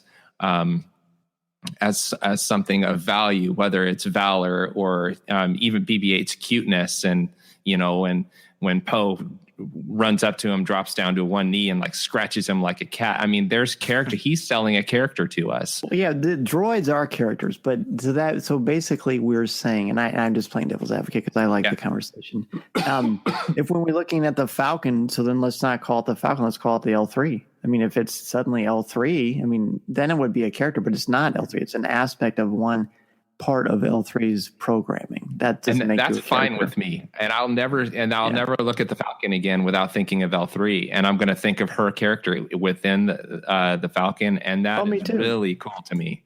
And I'm fine with that. That's cool. Yeah. I do think the film gave us an out on that when it comes to L3, because they did specifically say, and I've only seen it 3 times now, they did say, look, we're gonna do this, and we're gonna upload her her navigational subroutines. But who's to say that that brain core that they attached to the Falcon and uploaded into the Falcon didn't contain other trace elements of L3's personality? Because it was very clear L3 had a very distinct, separate, and individual personality. Yes. So. But I like that. I think you and I are alike in that aspect. Yes. Yes. That it gives you an out, but it's just that right amount of ambiguity to make the conversation prosper and grow. So cool. Right. I love it. I love all of your perspectives, and I like being challenged. It's great. It's great. Thank you for that. So let's take another break, and when we come back, we will continue this journey through Solo. This is Coffee with Kenobi. Star Wars fans, Han Solo cards have arrived in Star Wars Card Trader by Topps. Download free for your very own virtual hobby shop, featuring exclusive content for the upcoming Solo, A Star Wars Story. Available in the App Store or Google Play. Harry's Razors has changed the way that I get ready every morning for school. It's just made my life so much more easy and convenient. I don't have to worry about running out of razor blades or having to rely on one that's just gotten old and I haven't gotten a chance to run out to the store. It's just so much better, and the prices are amazing. But the thing I love the most about shaving with Harry's is they stand behind the quality of their blades, but they also know that switching razors isn't an easy decision. So they created a trial offer, and you can claim yours by going to harrys.com/CWK family. Harry's founders were fed up with overpaying for expensive razors with unnecessary features. They knew a great shave comes down to great blades, made with sharp, durable steel that lasts. And that's why they bought a factory that's been making some of the highest quality blades in the world for over 95 years. By selling directly to you over the internet, Harry's can offer their blades at a price much lower than the leading brand. Just $2 per blade compared to $4 or more. And it's a quality guarantee. If you don't love your shave, let Harry's know within 30 days and they'll give you a full refund. For a trial offer, you're going to get a $13 value trial set that comes with everything you need for a close, comfortable shave. A weighted ergonomic handle, 5-blade razor with a lubricating strip and trimmer blade, rich lathering shave gel, and a travel blade cover. Listeners of my show can redeem their trial set at harrys.com/CWK family. Make sure you go to harrys.com/CWK family to redeem your offer and let them know I sent you to help support the show. All right, we are back, and this is my fourth one. Mm-hmm. This is my fourth one. We just talked about the Falcon. I had a really fascinating conversation about whether the Falcon is a character or not, and I'm going to look forward to it, talking about this much, much more over the next few years, because I'm sure we've not heard the end of this, and I'm glad. So the thing for me about this, and I talked about this with Clayton Sandell from Good Morning America on, I think it was show 124. What I like about this movie so much are the characters. I think the characters are many: Kira, Beckett, Lando, Han, Chewie. There are a lot of fascinating characters here. Dryden Voss as well. They're compelling. The actors are at the very, very top of their game, and they really bring this wonderfully dynamic unit to the story. The story, I don't think, is worthy of these. Is as strong. It's not worthy. The story's not as strong as the characters that are inhabiting the story. I feel like as much as I like this movie, it makes me very, very, very happy. I've seen it 3 times as well, Matt, and I love it. It makes me happy. It makes me smile. I can't wait to see it again. But I don't feel like this particular story, because of the lack of cost, I don't know that this story is worthy of a Star Wars big screen tale. I think there could have been much more done to make it stronger, to match the characters, because again, there's no cost. For example, the whole opening 20-25 minutes, I actually didn't really love that. I still don't really necessarily love that. To me, the movie doesn't really start for me until Han and Chewie are standing there and they're getting the mud off of themselves. To me, from that point on, this movie becomes something warm that I embrace, and it just becomes a life of its own. Before that, it's a little depressing, which isn't necessarily a bad thing. I mean, I love Rogue One, and that couldn't be more depressing. But for example, at the beginning, this is very Charles Dickensonian with these children, answering to this oppressive adult overlord that is getting them to steal and take things under the guise of I'll protect you. And I thought, oh wow, this is cool. This is strong. They're really going to take aspects of what Charles Dickens has done and make it Star Wars. And by the way, which will be great, Charles Dickens can make a story and a plot and characters like no one has ever done in the history of language, in my opinion. But that completely just fell away. And that obviously that isn't part of the story. And Matt, the novel you're talking about, hopefully that takes that and runs with it, because I have not read that yet. So I'm hopeful that is the case. But I think there are a few missed opportunities here that I think when people talk about the box office, I don't think anyone seems to be upset about anything related to this aspect of it, because it's a very, very fun, very engaging movie. But I think, again, the story doesn't necessarily live up to the characters that are in the story. Not a pejorative, just my opinion. I think that this was a good antidote to me, though, for The Last Jedi. I loved The Last Jedi. I've said that several times. But it is such a dense and heavy film. This was sort of the dessert that I needed. This was the tiramisu that I needed after that heavy meal. Yeah, totally love and respect. I had no problem with the story. I loved it. I'm glad that they didn't try to put too much weight to it. They let the characters carry the film, they let the characters and the dialogue carry the film, and the action. And it was just this is one that I will rewatch over and over and over again. Oh, me too. Yeah. Dan, I guess I quickly disagree with you, only on the fact that it wasn't set out to be a thinker of a movie or have a cost. I mean, it was cost. I think we talked about some characters that lost their lives right away, and they said they had a lot more to say, I think, as those characters. But I think the idea here wasn't set out to make a Last Jedi or make a Revenge of the Sith. There wasn't necessarily something that was really impactful. I mean, this was a movie that was setting out to be a B movie in a sense of a Saturday morning or a Saturday afternoon matinee. It's sci-fi. It was fun. It's got the jokes and the quips but it's not necessarily injecting itself into the mythos of the Skywalker saga. That has so much gravity to it, and it's pulling everything into itself. This isn't necessarily doing that, and it's not trying to do that, I don't think. And a lot of people are complaining about there could have been more, there could have been this or that.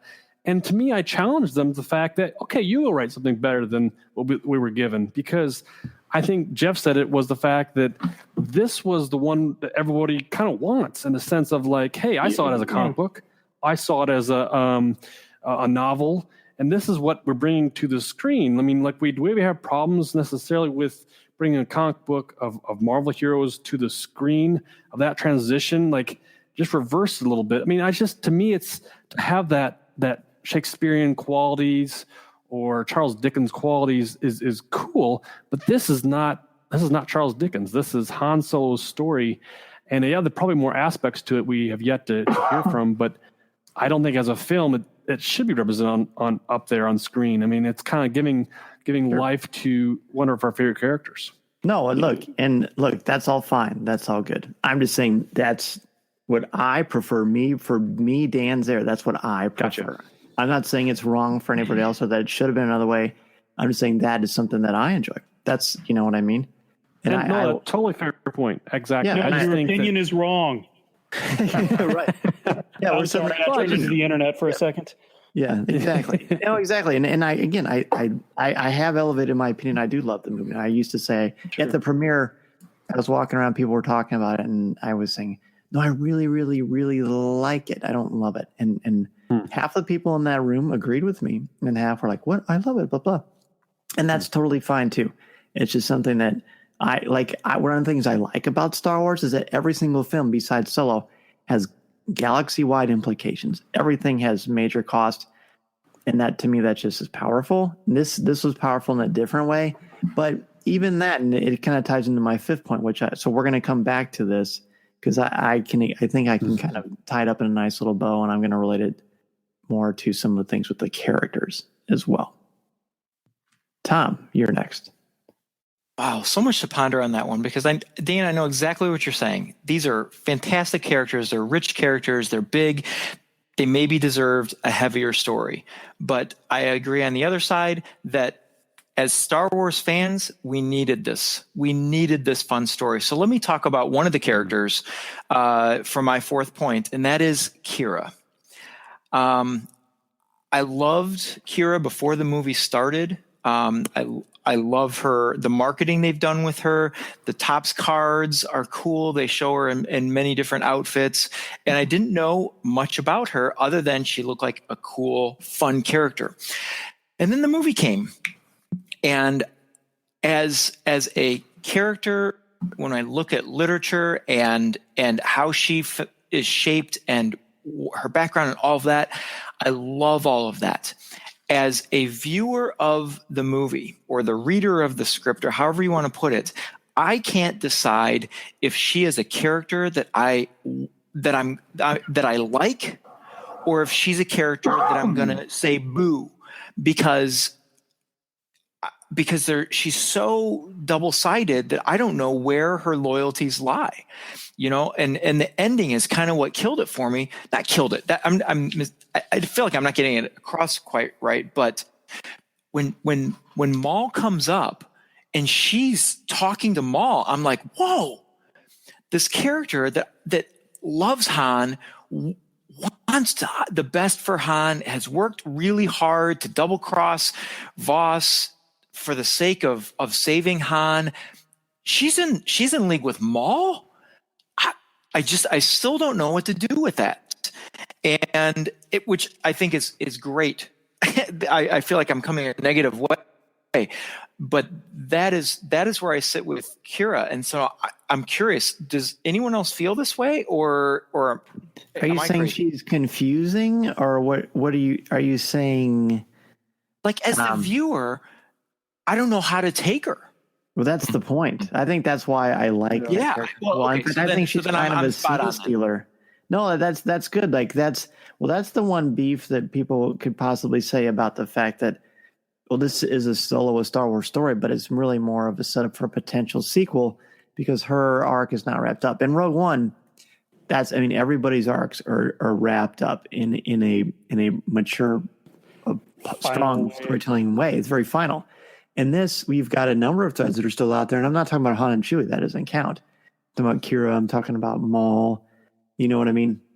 So their stories are still very much out there in play. And to me, that I really like that aspect of it. But I get what you're saying. The fact that you're confused, I think, would be something that the storytellers will be happy about because they want you to really kind of like, well, where is she coming from? Because she doesn't even know. No, she's got a bit of Lady Macbeth in her, for my money. There's in Most Wanted, that story takes place just as Kira and Han are meeting, or they're becoming aware of one another, and still her loyalties are questionable.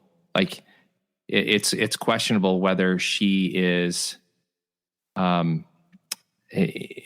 she's given an out, she doesn't take it, so it kind of implying like maybe that Maul's playing the long game, and so is she, even back then.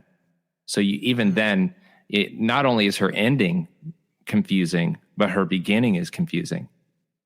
So that adds even more depth to it. Yeah, I think she's probably one of the richer female characters in Star Wars lore. I don't think that we've seen the last of her. Exactly. I think that I'm curious, especially given the TV show that Jon Favreau is developing, the Star Wars TV show. We all know what happens to Maul, obviously, but Crimson Dawn is still, I would say, very much an open question. And that line, at the end, Kira, we're going to be working much more closely together now. That's telegraphing something, I think.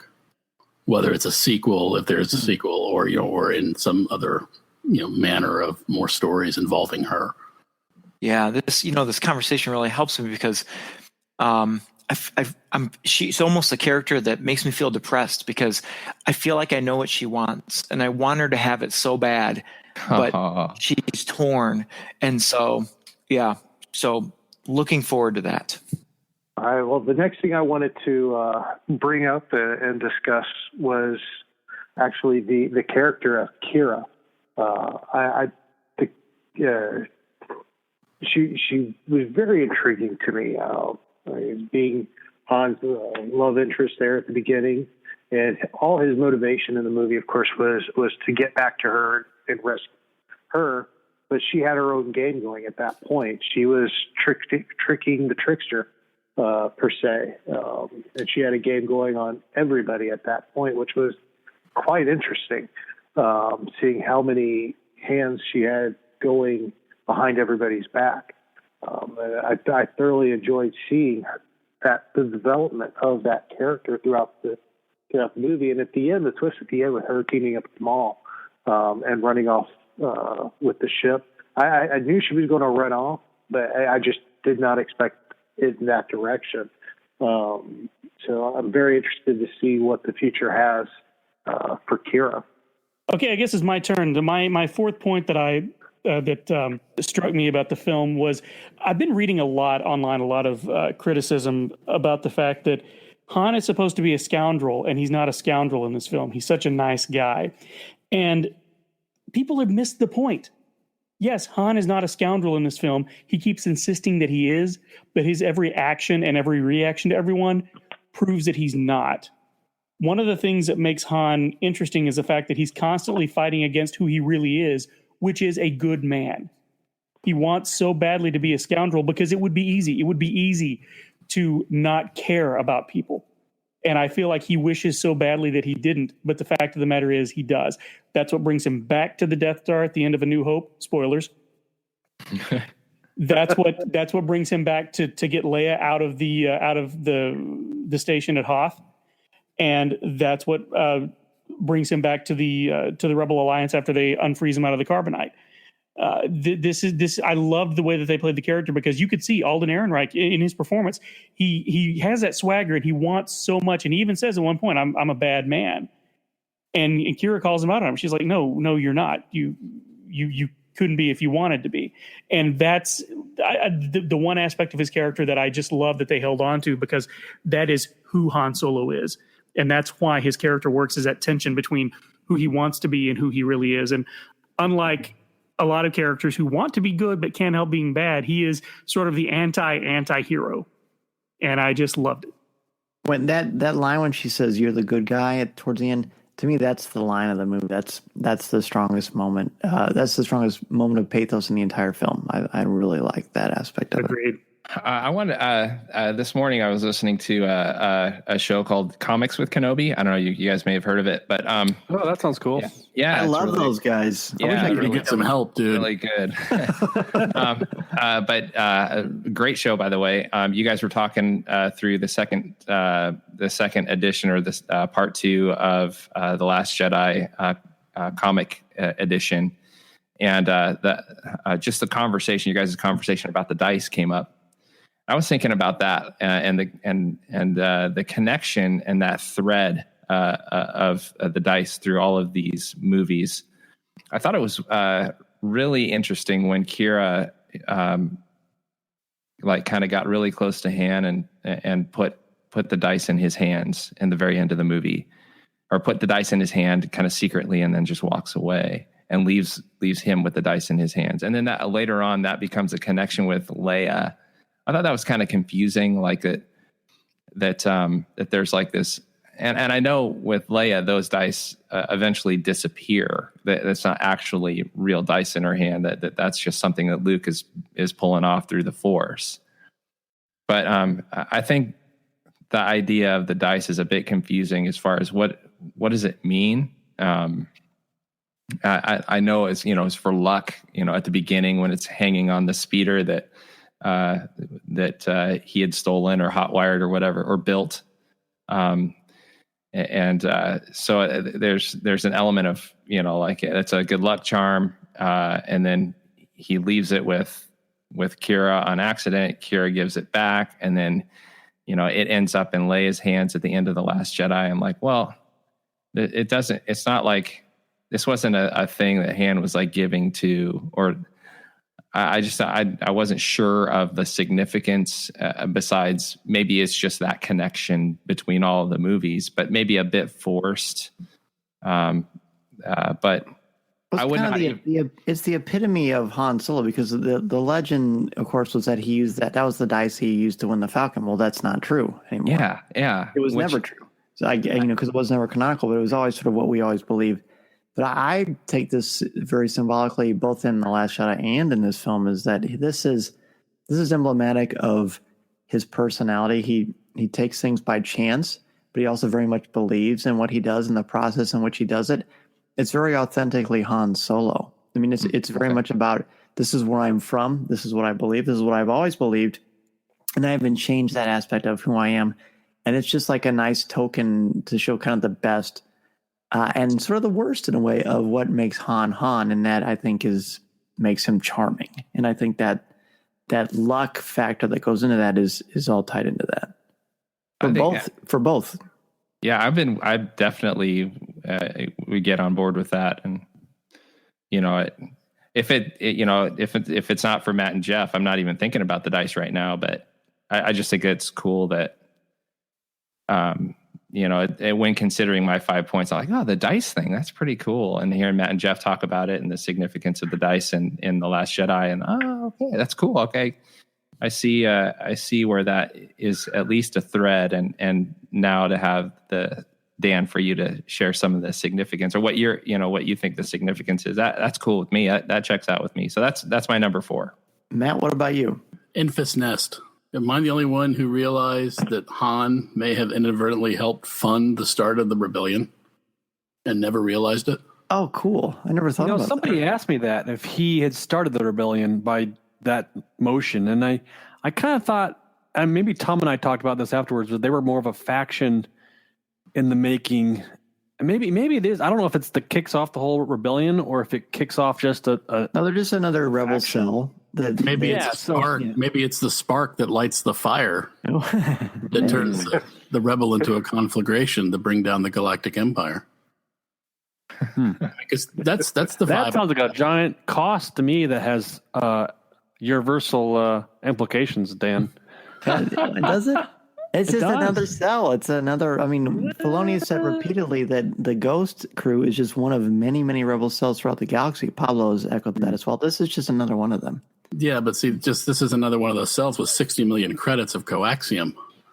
Which is going to enable that cell to recruit more people and bring more people to the cause. Because you can wage a guerrilla action with heart and dedication and spirit all you want, but if you don't have the money to pay for the guns and then the ammunition, as well as to pay for the propaganda and the information and get the word out, you're just going to be a lone cell. Once they make that connection and somehow tied into what happened in Star Wars Rebels, then I think we've got a winner. It's not a stretch, that's for one. No, it's not a stretch at all. I think it's beautiful. I really like that. That's why I want them to connect that dot so we can. I think they were being purposefully ambiguous, but the way what I gleaned from it was that essentially it was, it's a rebellion, and to me that was sort of, this is kickstarting it. This is the nascent beginnings of what became the Rebel Alliance. I love that. I think that's genius. Yeah, that's cool. I guess well done. You should do a podcast. If you could jog my memory, Dan, where does this fit again? Because it takes place before Rebels. Okay, so 10 years before the first episode. Yep, 10 years before New Hope. Okay, so the rebellion at this point is just Bail Organa and Mon Mothma, talking, in its infant stages, just talking. Yeah, it's very early on. Yeah, we don't know who Infus Nest is related to or tied to. So my fourth one is, I think some people mentioned this as well, and I'll just kind of tie into the kind of that Star Wars underbelly. We only kind of see that in Return of the Jedi and bits and pieces throughout the saga itself. This is kind of a new aspect of Star Wars, the back planets and the kind of the grime and grit. As we see, slaves, and we see miners, and all the, there's all kinds of different things going on that are really behind the scenes that we don't see in the classic Star Wars saga itself, that are kind of working in the background. This is kind of a cool area to explore. I thought it was kind of fun to get the dark universe of Star Wars, really, and you mentioned Kira being of that. She kept saying she had to do all these things to be able to get where I am, and it's not good. It's not a good thing. And it was kind of unsettling to me in the sense of like, yeah, there's some weird, odd things going on here that, really mirror, I guess, our real world in a sense of people doing what they have to be, needs to be done to get ahead or they're stuck in a position of sorts. And it's interesting to see that and play out in Star Wars and make it really kind of hit home in some sense and of like, oh man, this is a crooked place to live and unfortunate. So it's interesting to pursue that line of pieces of the Star Wars universe. And I hope that would continue that, I think, in one of the series that they plan to do. That's cool. No, this is good. We've certainly run very long, and we've still everybody's got one more to give. Plus, we've got a few bonus questions to throw in. But let's go ahead and take a quick break, and then when we come back, we will start to close out this amazing conversation. This is Coffee with Kenobi. Han Solo, Chewbacca, and Lando Calrissian are back in the upcoming Solo, A Star Wars Story. Collect your own piece of the Star Wars galaxy in the Star Wars Card Trader app by Topps. Download free now in the App Store, Google Play, and Amazon App Stores. One Nation Coffee, the official brew of Coffee with Kenobi. 4 lifelong friends had this idea that grew into some of the best coffee you will ever have. It smells amazing and tastes even better. Check out www.onenationcoffee.com to get your morning started off the right way. Getting ready to plan that summer vacation? Mouse Van Travel has you covered with signature service and expert advice to help clients maximize their vacation time and dollar. They help your family enjoy everything the Disney theme parks and cruise line have to offer, help plan every detail, and share invaluable tips to help make all of your family's Disney dreams come true. Check out www.mousefantravel.com today.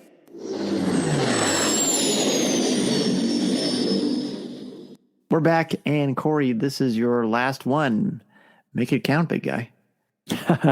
So it's funny because, a lot of folks talking about the release date of this movie, and wow, it's only been 6 months from The Last Jedi, the last Star Wars movie in people's minds, and a lot of movies are kicking off for the summer. We talked about this kind of being the median for the summer this year of being, what films were kind of due, big budget films and whatnot, and it's interesting. This kind of put a lot on this Han Solo film and whatnot. So, and whenever we come up with a franchise, I think, and it's some of our favorite geekdoms, whether it be comic books or TV shows or whatever that come to film or come to some giant fruition, that this is a big one. I think this is going to really landmark, I think, Star Wars in a new area, because whenever we talk about, we talk about movies and films doing well, everybody comes up with, oh, it's Marvel. Marvel's got the right formulas. They got it going on. They do everything correct.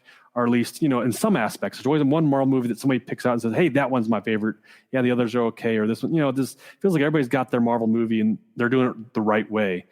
And to me, everybody asks, well, what do you think of the Han Solo movie? And my response is, it's the best Marvel movie yet. And so I really think that. I think you try to akin this movie to other films. And so where does it kind of lie? And I feel like it's the best rounded Star Wars movie you can get. If someone's to pick, I've never seen Star Wars before, and this is kind of introduction, this is one to be jumping in and kind of seeing what the universe is like. I think it's got the laughs. I think it's definitely got a lot going for it as far as, like we've talked about here. I always kind of felt like, we'll go in, see Solo, have a good time, and walk out and be done, and the conversation's over. But we've got so much to talk about, I think, with this film. It's really opened the doors a lot for great conversation, great characters, and I think a bright future. My last one is it's kind of like finding a needle in a haystack, but it was something that occurred to me when I was watching it for the first time, and that's when Han is going into the spaceport at Coronet, and he looks up and he sees the Imperial propaganda, with the holovid and join the Empire. Did anybody else notice the fact that the Imperial March that John Williams wrote is now in universe canon? A weird key, too. But it already was in Rebels and in Empire Day. He's in Rebels. Yeah. Well, still. Yeah, but that was a cartoon. That's a cartoon. That's for kids. Ow. Pull the knife out of my back. The guy who runs the local comic book store is freaking out about that. I'm like, but it's already been there. He's like, no. I thought that was a lovely little nod to John Williams' role in Very Star slick. Wars. Yeah, very slick. It was very subtle.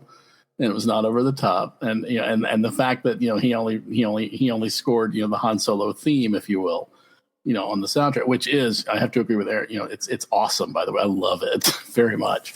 Yeah, it is. But that was one of those little nods that I just really appreciated it a lot. So, and I just thought it was clever. Super cool. Extremely.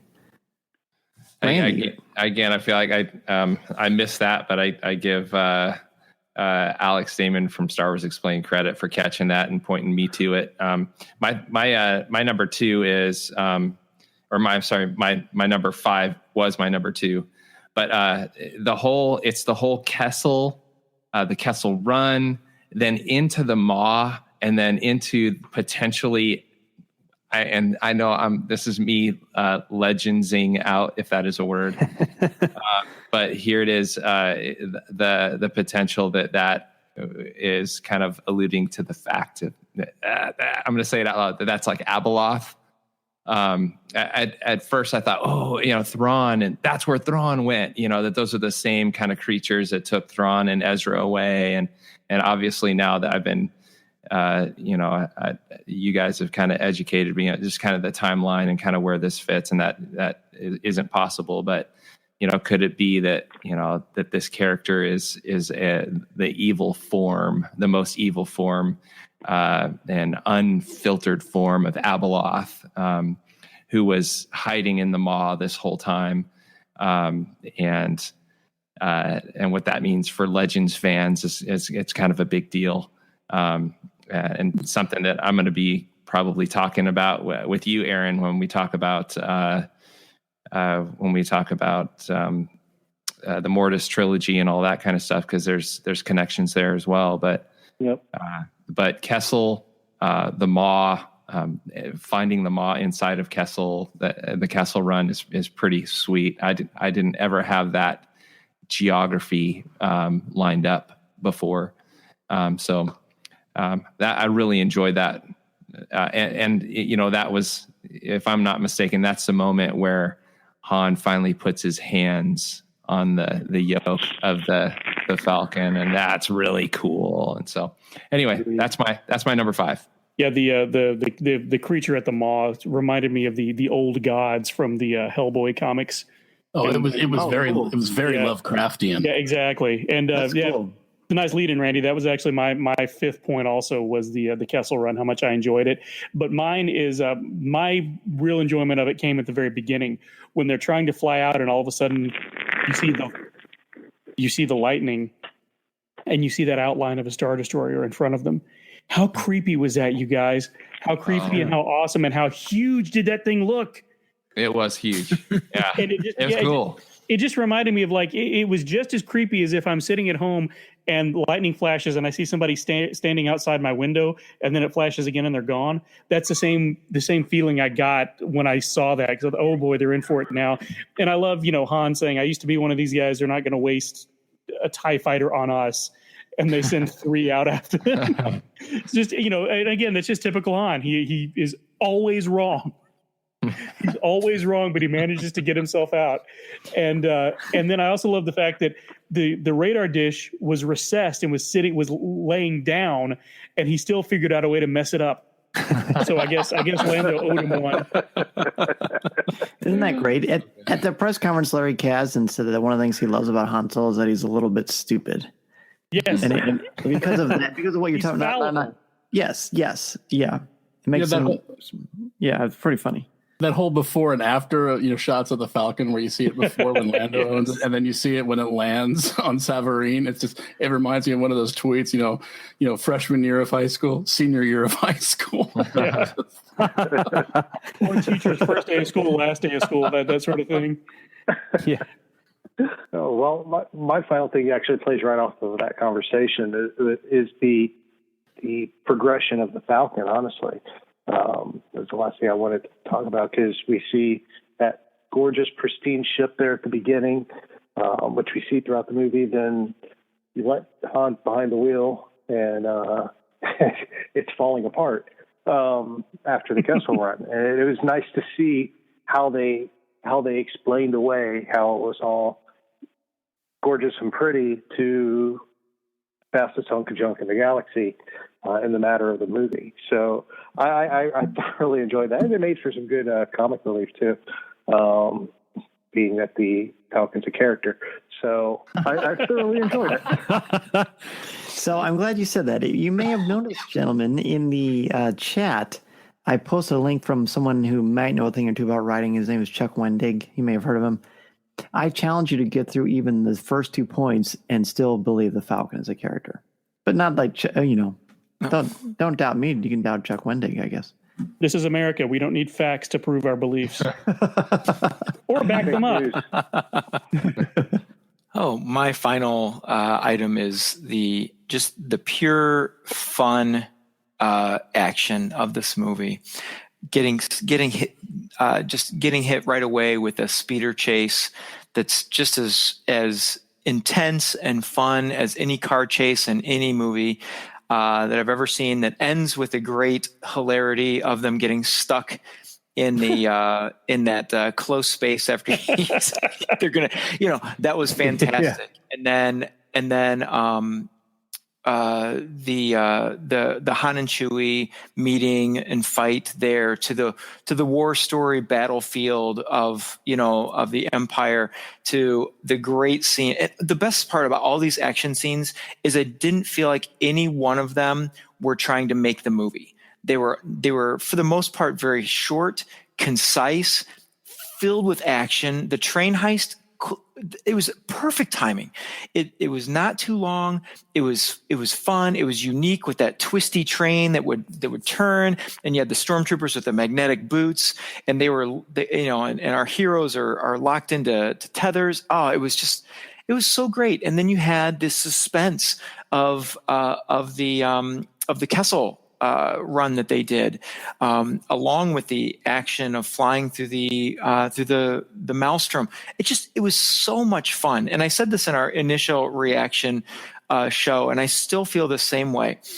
Most of the other Star Wars movies, when I say I want to see it again, I want to see it again because I want to see certain moments that I just want to verify that I saw what I saw. This movie, I just want to see the whole thing again because it was so much fun from beginning to end. All the characters are great, and it was just all action, suspense, and fun.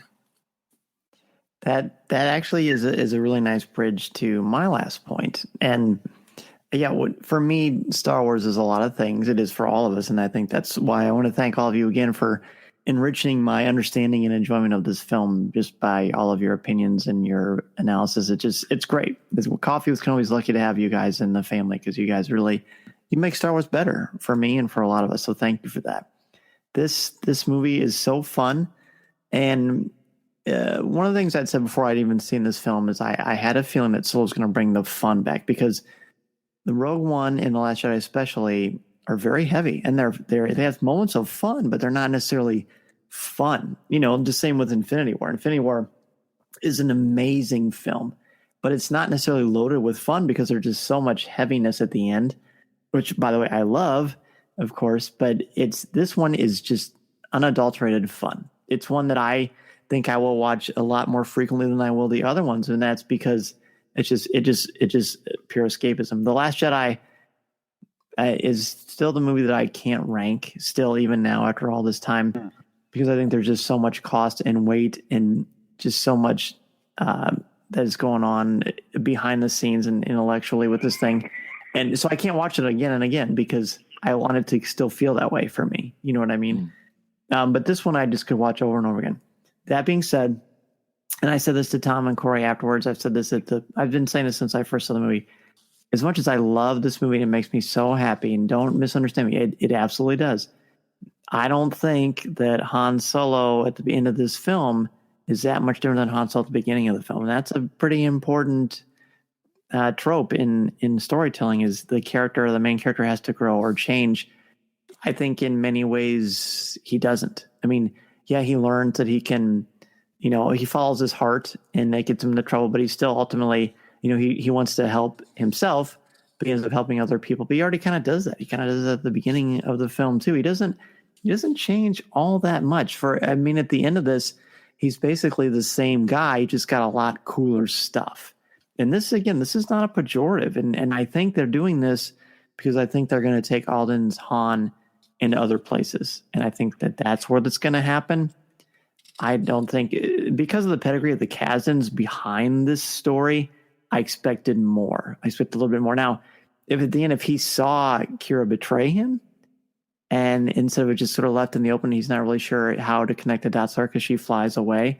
If we actually saw that pain, then I think I would see some change, because we can't honestly say, at least to me, I can't honestly say that I see why he's a skeptic. I don't see anything at this that was any different than how he felt at the beginning of the movie. I've got a thought about that, Dan, because I remember you saying that. Is that all right? Please. I would love it. Yeah. Please. Yeah. My thought on that is does he need to change at this point? I mean, there's a long story of Han Solo that we've got, and now it begins with this and goes clear to The Force Awakens. Do we need him to change a lot in this movie? If he's the main character, that's kind of character 101, isn't it? Yes, but his change comes over many years, over a lifetime. Every Harry Potter book, and there are 7 of them, he changes throughout the lifetime of his story, but at the end of every book, he changes or grows a little bit. And that so there's the key to me, is he changes a little bit. And I do think that Han Solo changes. I agree. I don't see how, but I'm open to listening. I can tell you the moment that he changed, in my opinion, is that when he's told, you're the good guy. He's like, no, I'm not the good guy. But inside he knows he's the good guy. But the moment for me where he changed is when he shoots, Beckett. He shoots Beckett, and it's not that he shot him. It's his facial expression and him running to his aid afterwards. And it was like, dang it, I did not want to learn this lesson, but I just lived the lesson, and it breaks my heart that I had to shoot you, my friend, because I wanted you to go to that planet and play the harpsichord thing. Yeah, harpsichordian thing. and that was the moment where he changed. That was the moment where he realized, I wanted to be the good guy, and this galaxy made me be the scoundrel. And I don't think that made him think he was a bad guy. He was just surviving. I mean, he's been wanting to survive since the beginning. And that's what it's going to take to survive in the future. And that's what he's got to be to survive. And that kills him. That's too much work. That's making the audience do too much work. It should be more inherent. The Kazdans are strong. I thought it was inherent. He didn't even hesitate. Exactly. He saw him go for his gun. He saw him flick his holster, and he shot him in mid-sentence. Didn't even wait. And that is not the Han that opened the film. You know, he was always the one that was running. He was always the one that was running away from the fight. And he's the reluctant. I guess we're the hero. He's the reluctant. I mean, that fits with the Joseph Campbell thing. He's the reluctant scoundrel. He's like, I don't want to be this. It's like Nomi Sunrider not wanting to pick up her lightsaber because she knows that it's just going to lead to carnage and death, but she's forced to because that's what she was. That's what the situation called for. I think that was just a survival thing. I don't think that was there was too much psychologically going on there. I mean, there should have been. But in Han's world, he's only known nothing. He mentioned he doesn't have a last name in the beginning. You know, he's gathering. He does. He just doesn't claim it. Taken away. Yeah. So, was that? He does. He just doesn't claim it. I mean, he says that he has his father. A father. Yeah, that's true. He knows who his family is. It's not Rey. Yeah, but he's running from it all. I mean, right? I mean, and this is where he kind of stood his ground in a sense to take Beckett down. And like you said, Randy, I think you put it perfectly in the sense of he learned his lesson. The last lesson was the hardest lesson. And he ran to him and said, you know, hey, you know, I had to learn the hard way in a sense. But I think that's who he is in a sense. Like he is the good guy, but he doesn't want to be the good guy. He wants to be the scoundrel and wants to be the smuggler and whatnot. So he wants that life to, and it's just not working out for him in a sense. And you see it play out also in A New Hope. I think he guns down Greedo, and he's, you know, it's I don't know. It's a matter of not wanting to live. I mean, you know, the gunning people down, this isn't Unforgiven with Clint Eastwood. This is. But do you think he would have gunned someone down in the beginning? Yeah, the movie. Of course he would. He didn't even have a gun in the beginning. Well, that we saw, yeah. I mean, but that he doesn't. He threw a rock to get out of that situation. He doesn't have a gun. He in fact he wishes the next person that hits me, I hit back. I mean, he would have for survival. Of course, he would have. He finally took Beckett's advice. That's it. That's why he shot first. He finally took Beckett's advice. And then if he's that way to start with, then why is it such a moment when Beckett says, "Don't trust anyone"? He's not that to begin with. Because he's not like that, right? Because that's why it's such a teachable moment. Because he's like, wait. You remember when he says, "Oh, kid, don't look at me like that," and Han legitimately looks like devastated that his mentor has betrayed him. At the end, when he actually does have to kill him, he's sad that that it happened. But does he look devastated? Does he look psychologically damaged or torn because of what happened?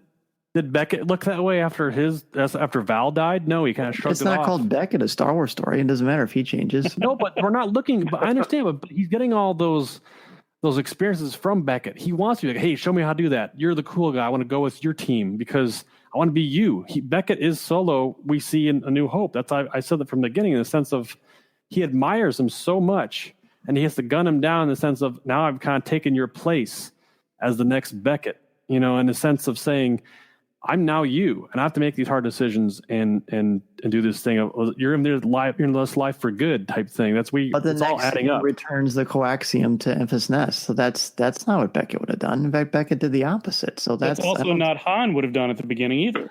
Well, I mean, Han still is the good guy. I mean, right? I mean, yes, he's still going to do the same thing. You see it all through all the movies. He always comes back. We kept saying that too, and he just kind of like that's his.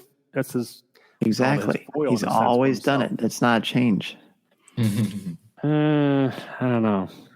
I don't know. This is good. This is great. I want to know what other people think as well. If it wasn't for his facial expression at the end, I'd be totally on board with you, Dan. But the fact that he was heartbroken that he had to become that person to save his own life, to preserve his life, it destroyed him. That he had to pull the trigger and he could have let Beckett leave and he would have been fine. No, he would have been shot. Yeah, Beckett was about to shoot him. But he went out, he sought him out, is what I'm saying. I was just surprised it caught up to him so fast. Right? Yeah. Yeah.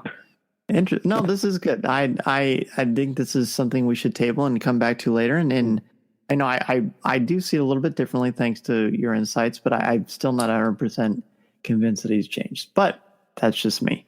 Before we end this thing, I know it's getting very, very, very late. Let's everybody just kind of go. We'll just start with Cory and from the very top.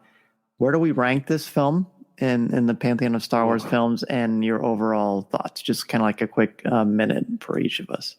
Cory, go ahead. I think real quick. It's hard to rank this one because it doesn't fit into the Skywalker saga. It's like you see the Skywalker saga kind of in a line, and then off the side there's a branch that kind of says Solo film and Rogue One, and I think it's how it's going to be for me. But I mean, as far as like favorite movies, it's pretty high. It's number 3 for me right now. I've got New Hope, Force Awakens, and Solo. Wow. And because you come off the high of it a little bit too, right? I mean, we're all talking about it. It's exciting. I want to go see it again. It's a fun movie. I think it's says a lot for Star Wars, and I think it's something's going to stick with me for a long time. Do you like those 3 more than Empire Strikes Back? Right now, I do. Yeah, ask me tomorrow. Wow. So that's great. Change. No, I think that's great. Is it your favorite of the new Disney regime? No, I think Force Awakens. Yeah, Force Awakens is probably my favorite of the newest Star Wars films. Matt, what about you? Where do you rank this thing in your overall thoughts? Same place I rank all of the other 10 films. Number 1. I would say, gosh, what are we at 10 movies now? It's getting more difficult to rank these.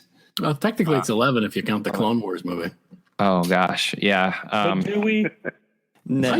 I do. It was released in theaters. It is a cartoon. You're killing me with that, guys. Killing me here. I would say, I mean, top half, I guess. Here's the thing. I feel like who was it that said it was kind of like a dessert? That was me. I compared it to tiramisu. Jeff. Okay, I feel like this is a palate cleanser. more like in between, in between courses here. It was like we just had the heavy lifting of The Last Jedi. Here's a fun kind of like romp or whatever, like a fun kind of like just quick adventure. It's like a palate cleanser. Hold on for the conclusion of, with episode 9 coming up. You're right, Dan, it didn't seem to push the story along, minimally, if at all. But I do believe it served its purpose. As far as, and that's why it was so fun for all of us, because we really needed that in this moment. And we can't have another heavy Last Jedi kind of story coming at us 6 months later. So as far as where it ranks, I want to say top 5. But I can't, I couldn't rank Rogue One either. I know it's going to be one of those that I watch a lot and that I put on in the office when I come in and get my coffee. I can't wait to see it at home and see it over and over again. Okay, well, for me, now the favorite and best are two different lists for me when it comes to gauging anything. And so I'm talking about this in terms of favorite, where it lands on my favorites list. And as of right now, and just like Cory, this is subject to change. But as of right now, my list goes Empire Strikes Back, A New Hope, Solo, A Star Wars Story. Just barely edges out The Last Jedi because, I loved The Last Jedi. I think it's a phenomenal film. And if I'm talking about if I'm doing best films on that list, it would go Empire, Last Jedi. But Solo just edges out The Last Jedi for the same reason we've all said. It's so rewatchable. And it's one that I'm going to go back to time and time again because not that there's no emotion in it. There's definitely some emotion invested in it, but it's not as dark of a film. It's not as heavy of a film. And it's like the tiramisu, and I love tiramisu. Here's the thing, guys. If anybody ever mentions anything about food and you're trying to remember who it was probably me. And this is the dessert of the Star Wars films for me, and dessert is my favorite part of any meal, which is what every growing diabetic needs. And this is the film. This is the film that I'm going to go back to most often from here on out. Not only because Han Solo is my favorite character, I just think they nailed it.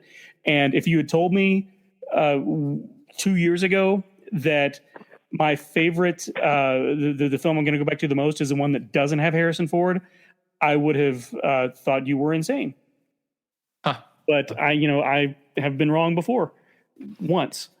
And so this is monumental. This is the second time. But this is easily number 3 for me right now. Again, subject to change, but as of right now, third on my list. I'm so glad that you like it as much as you did because I know how important that was to you. So that makes me very happy. Yeah, thank you. Me too. Rating the movie. Okay. I don't know where I'm not ready to say where it fits in the overall pantheon of the saga so far because I'm still watching it. I'm still falling more in love with it. I love the movie. I will say this. For me, it is the best out of what Disney has done so far. When compared with the 4 they've done, this is to me number 1. Not because it's off of the emotional high of it's a new one, it just came out. Overall, this was the most fun movie they have released, and I like fun. And this was so of the 4 they've released, this is my favorite. Followed by a very close second with Rogue One, but where it fits in with the rest of the saga, I can't answer that. I'm still trying to figure that one out myself. One time, my daughter asked me, "Dad, what do you like better? Do you like Snickers, or do you like Hershey's bars, or do you like M&Ms?" And I looked at them and I said, "Yes." And that's how I feel every time these things come up. Which Star Wars? It doesn't matter what Star Wars movie it is. I love it. So I think though, I'm going to send myself about 1.5 to 2 years into the future, and I'm going to look back on this conversation, and I'm going to say probably Han Solo is going to fit somewhere around 5. But I think 2 years from now, it's going to be the movie that I may have watched the most out of all 10 or 11 or by then 12 movies, it will be the one I watch the most because it is so much fun. I love the character and the characters, but Han Solo, he's great. How can you, so anyway, that's where I stand. To back up what Tom just said, this movie made me feel the way I felt when I saw The Empire Strikes Back for the first time. And that says it all. Yeah. And I've always been more of a Luke guy than a Han guy, but I actually think this movie made me like Han Solo even more as a character. That's cool. Yeah. No, even though he had no arc. Well, he still didn't, but I still think he was charming. I didn't say he didn't have an arc. I said he doesn't change. Different. We can do ad nauseum, and we probably will. Now, so this is the thing about the movie for me. And, if for people listening, it sounds like I don't like the movie, then that would be incorrect. I do like the movie, but I like, to me, and Cory and I have this conversation all the time. One of the things I like about books or movies is I like analyzing and dissecting them and breaking them down and the metacognitive aspects of what makes a story or what keeps bringing me back to this franchise. So I enjoy that. In the prequels, the one I watch the most is Attack of the Clones. And that, by the way, is my least favorite of the prequels. But there are just certain scenes and moments in that film that I like that encapsulate Star Wars for me, even though there's a lot of it that I don't resonate with as well. This movie is of the Disney era is my least favorite of the Disney era films, but I still love it. And I still think Solo is better than episodes 1, 2, or 3. So I'd probably say Empire, A New Hope, Jedi, The Force Awakens, Rogue One, and then Solo. And I don't have The Last Jedi in there because I still think that The Last Jedi is a whole other level, as it's just like The Dark Knight is a whole other level of superhero film. So I love it. It makes me happy. I want to thank our CWK sponsors, the Star Wars Card Trader from Topps, One Nation Coffee, Harry's Razors, and Mouse Fan Travel. Please support them the way they support our podcast, and remember to listen to new and archive shows of Coffee with Kenobi wherever you listen to podcasts, including iTunes, Podcast Addict, Stitcher, Spreaker, Overcast, Blog Talk Radio, Player FM, and our website, www.coffeewithkenobi.com, wherever you enjoy listening to your favorite shows. And if you listen to this show through iTunes, please leave us a review. We're also on Facebook, Twitter, Instagram, YouTube, Pinterest, and Tumblr, and we'd love for you to check us out there. Also, be sure to listen to our CWK family of shows, including Legends Library, Rebels Reactions, Comics with Kenobi, and Lattes with Leia. Please leave a review for each of their shows as well, and be sure to subscribe to each of them individually, as they all have their own feeds now. So guys, thank you so much. I know it's getting very, very late. I thank you so much for your time, and I think this is a wonderful. The Last Jedi review show that we did is still the most downloaded show in the history of Coffee with Kenobi. And thanks to your opinions and your analysis, I think we're going to give that a run for its money. So let everybody know really quickly where they can find you and your wonderful shows. Absolutely. You can find me on Twitter at Cory Clubb, on Instagram, Facebook. Instagram, I grow a lot of food, so it looks delicious, but you can't taste it. He's got my favorite Instagram account on the internet. Thank you. But yeah, follow me there and chat me there and tell me what you think about the movie and your thoughts here. You can catch me on Coffee with Kenobi every week. I'm the newsman there. You can catch me on Twitter at Draftline and on Instagram, Cycling Librarian. You can catch me, Matt, shepherding the Comics with Kenobi Twitter feed. That's Comics with Kenobi without an I. And then you can also catch me on the podcast Comic Book Noob, where we talk about comic book characters that have landed in other forms of media. And I do that with Scott and Regina, and it's a whole lot of fun. And you can catch me, you can listen to me on Comics with Kenobi with Matt. You can also listen to me every week on Talking Toys with Taylor and Jeff, which can be found at marvindogmedia.com. You can also hear me every week on The Geek Supreme, which is on the Assembly of Geeks Network, also with Regina Davis and Darth Taxis and Scott Murray. Our last show is my favorite one we've done yet. And Dan participated in that. We staged an RPG as part of the show, a role-playing game, and it was a lot of fun. And you can find me on Twitter at @TheJeffMcGee, at MarvinDogMedia. You can read my blogs on Coffee with Kenobi. And I think that may be it for now. you can hear Rebels reactions and find me there with my new co-host, Dave Motters. We got our in the middle of a great arc on Mortis trilogy from the Clone Wars and how it relates to Rebels. And you can find us on Twitter at Rebels Reactions. You can find me personally on Twitter at PAHarris1279. We're always looking for a few good Rebels. Sweet. You can catch me, Randy, on Legends Library. We're a podcast dedicated to the Legends line of Star Wars books. And we are talking about the Legacy of the Force series. We can't wait to get into that discussion. It's my favorite series. It's a 9-part series, and it's amazing and incredible. And so we're starting that this month with the book Betrayal, written by Aaron Alston. But if you want to join that conversation and kind of engage in what we're doing over at Legends Library, you can catch us on Twitter at Legends Library. Also, if you want to throw us an email at Coffee with Kenobi, Legends Library at coffeewithkenobi.com. We would love to hear from you. You can find me, of course, at Mr. Zer, MRZEHR on Twitter, and you can find my writing on StarWars.com and IGN. Thank you so much, everybody, for being a part of this show. Please let us know what you think about Solo. Leave your reviews on Twitter, on Facebook, on the comment section of this on coffeewithkenobi.com. Thank you so much, everybody. We will see you next week. This is the podcast you're looking for. This podcast is not endorsed by the Walt Disney Company or Lucasfilm Limited. It is intended for entertainment and informational purposes only. The official Star Wars website can be found at www.starwars.com. Star Wars, all names, sounds, and any other Star Wars-related items are registered trademarks and/or copyrights of Disney and their respective trademark and copyright holders. All original content of this podcast is the intellectual property of Coffee with Kenobi unless otherwise indicated. This is the podcast you're looking for. There's no one here. Move along. Move along.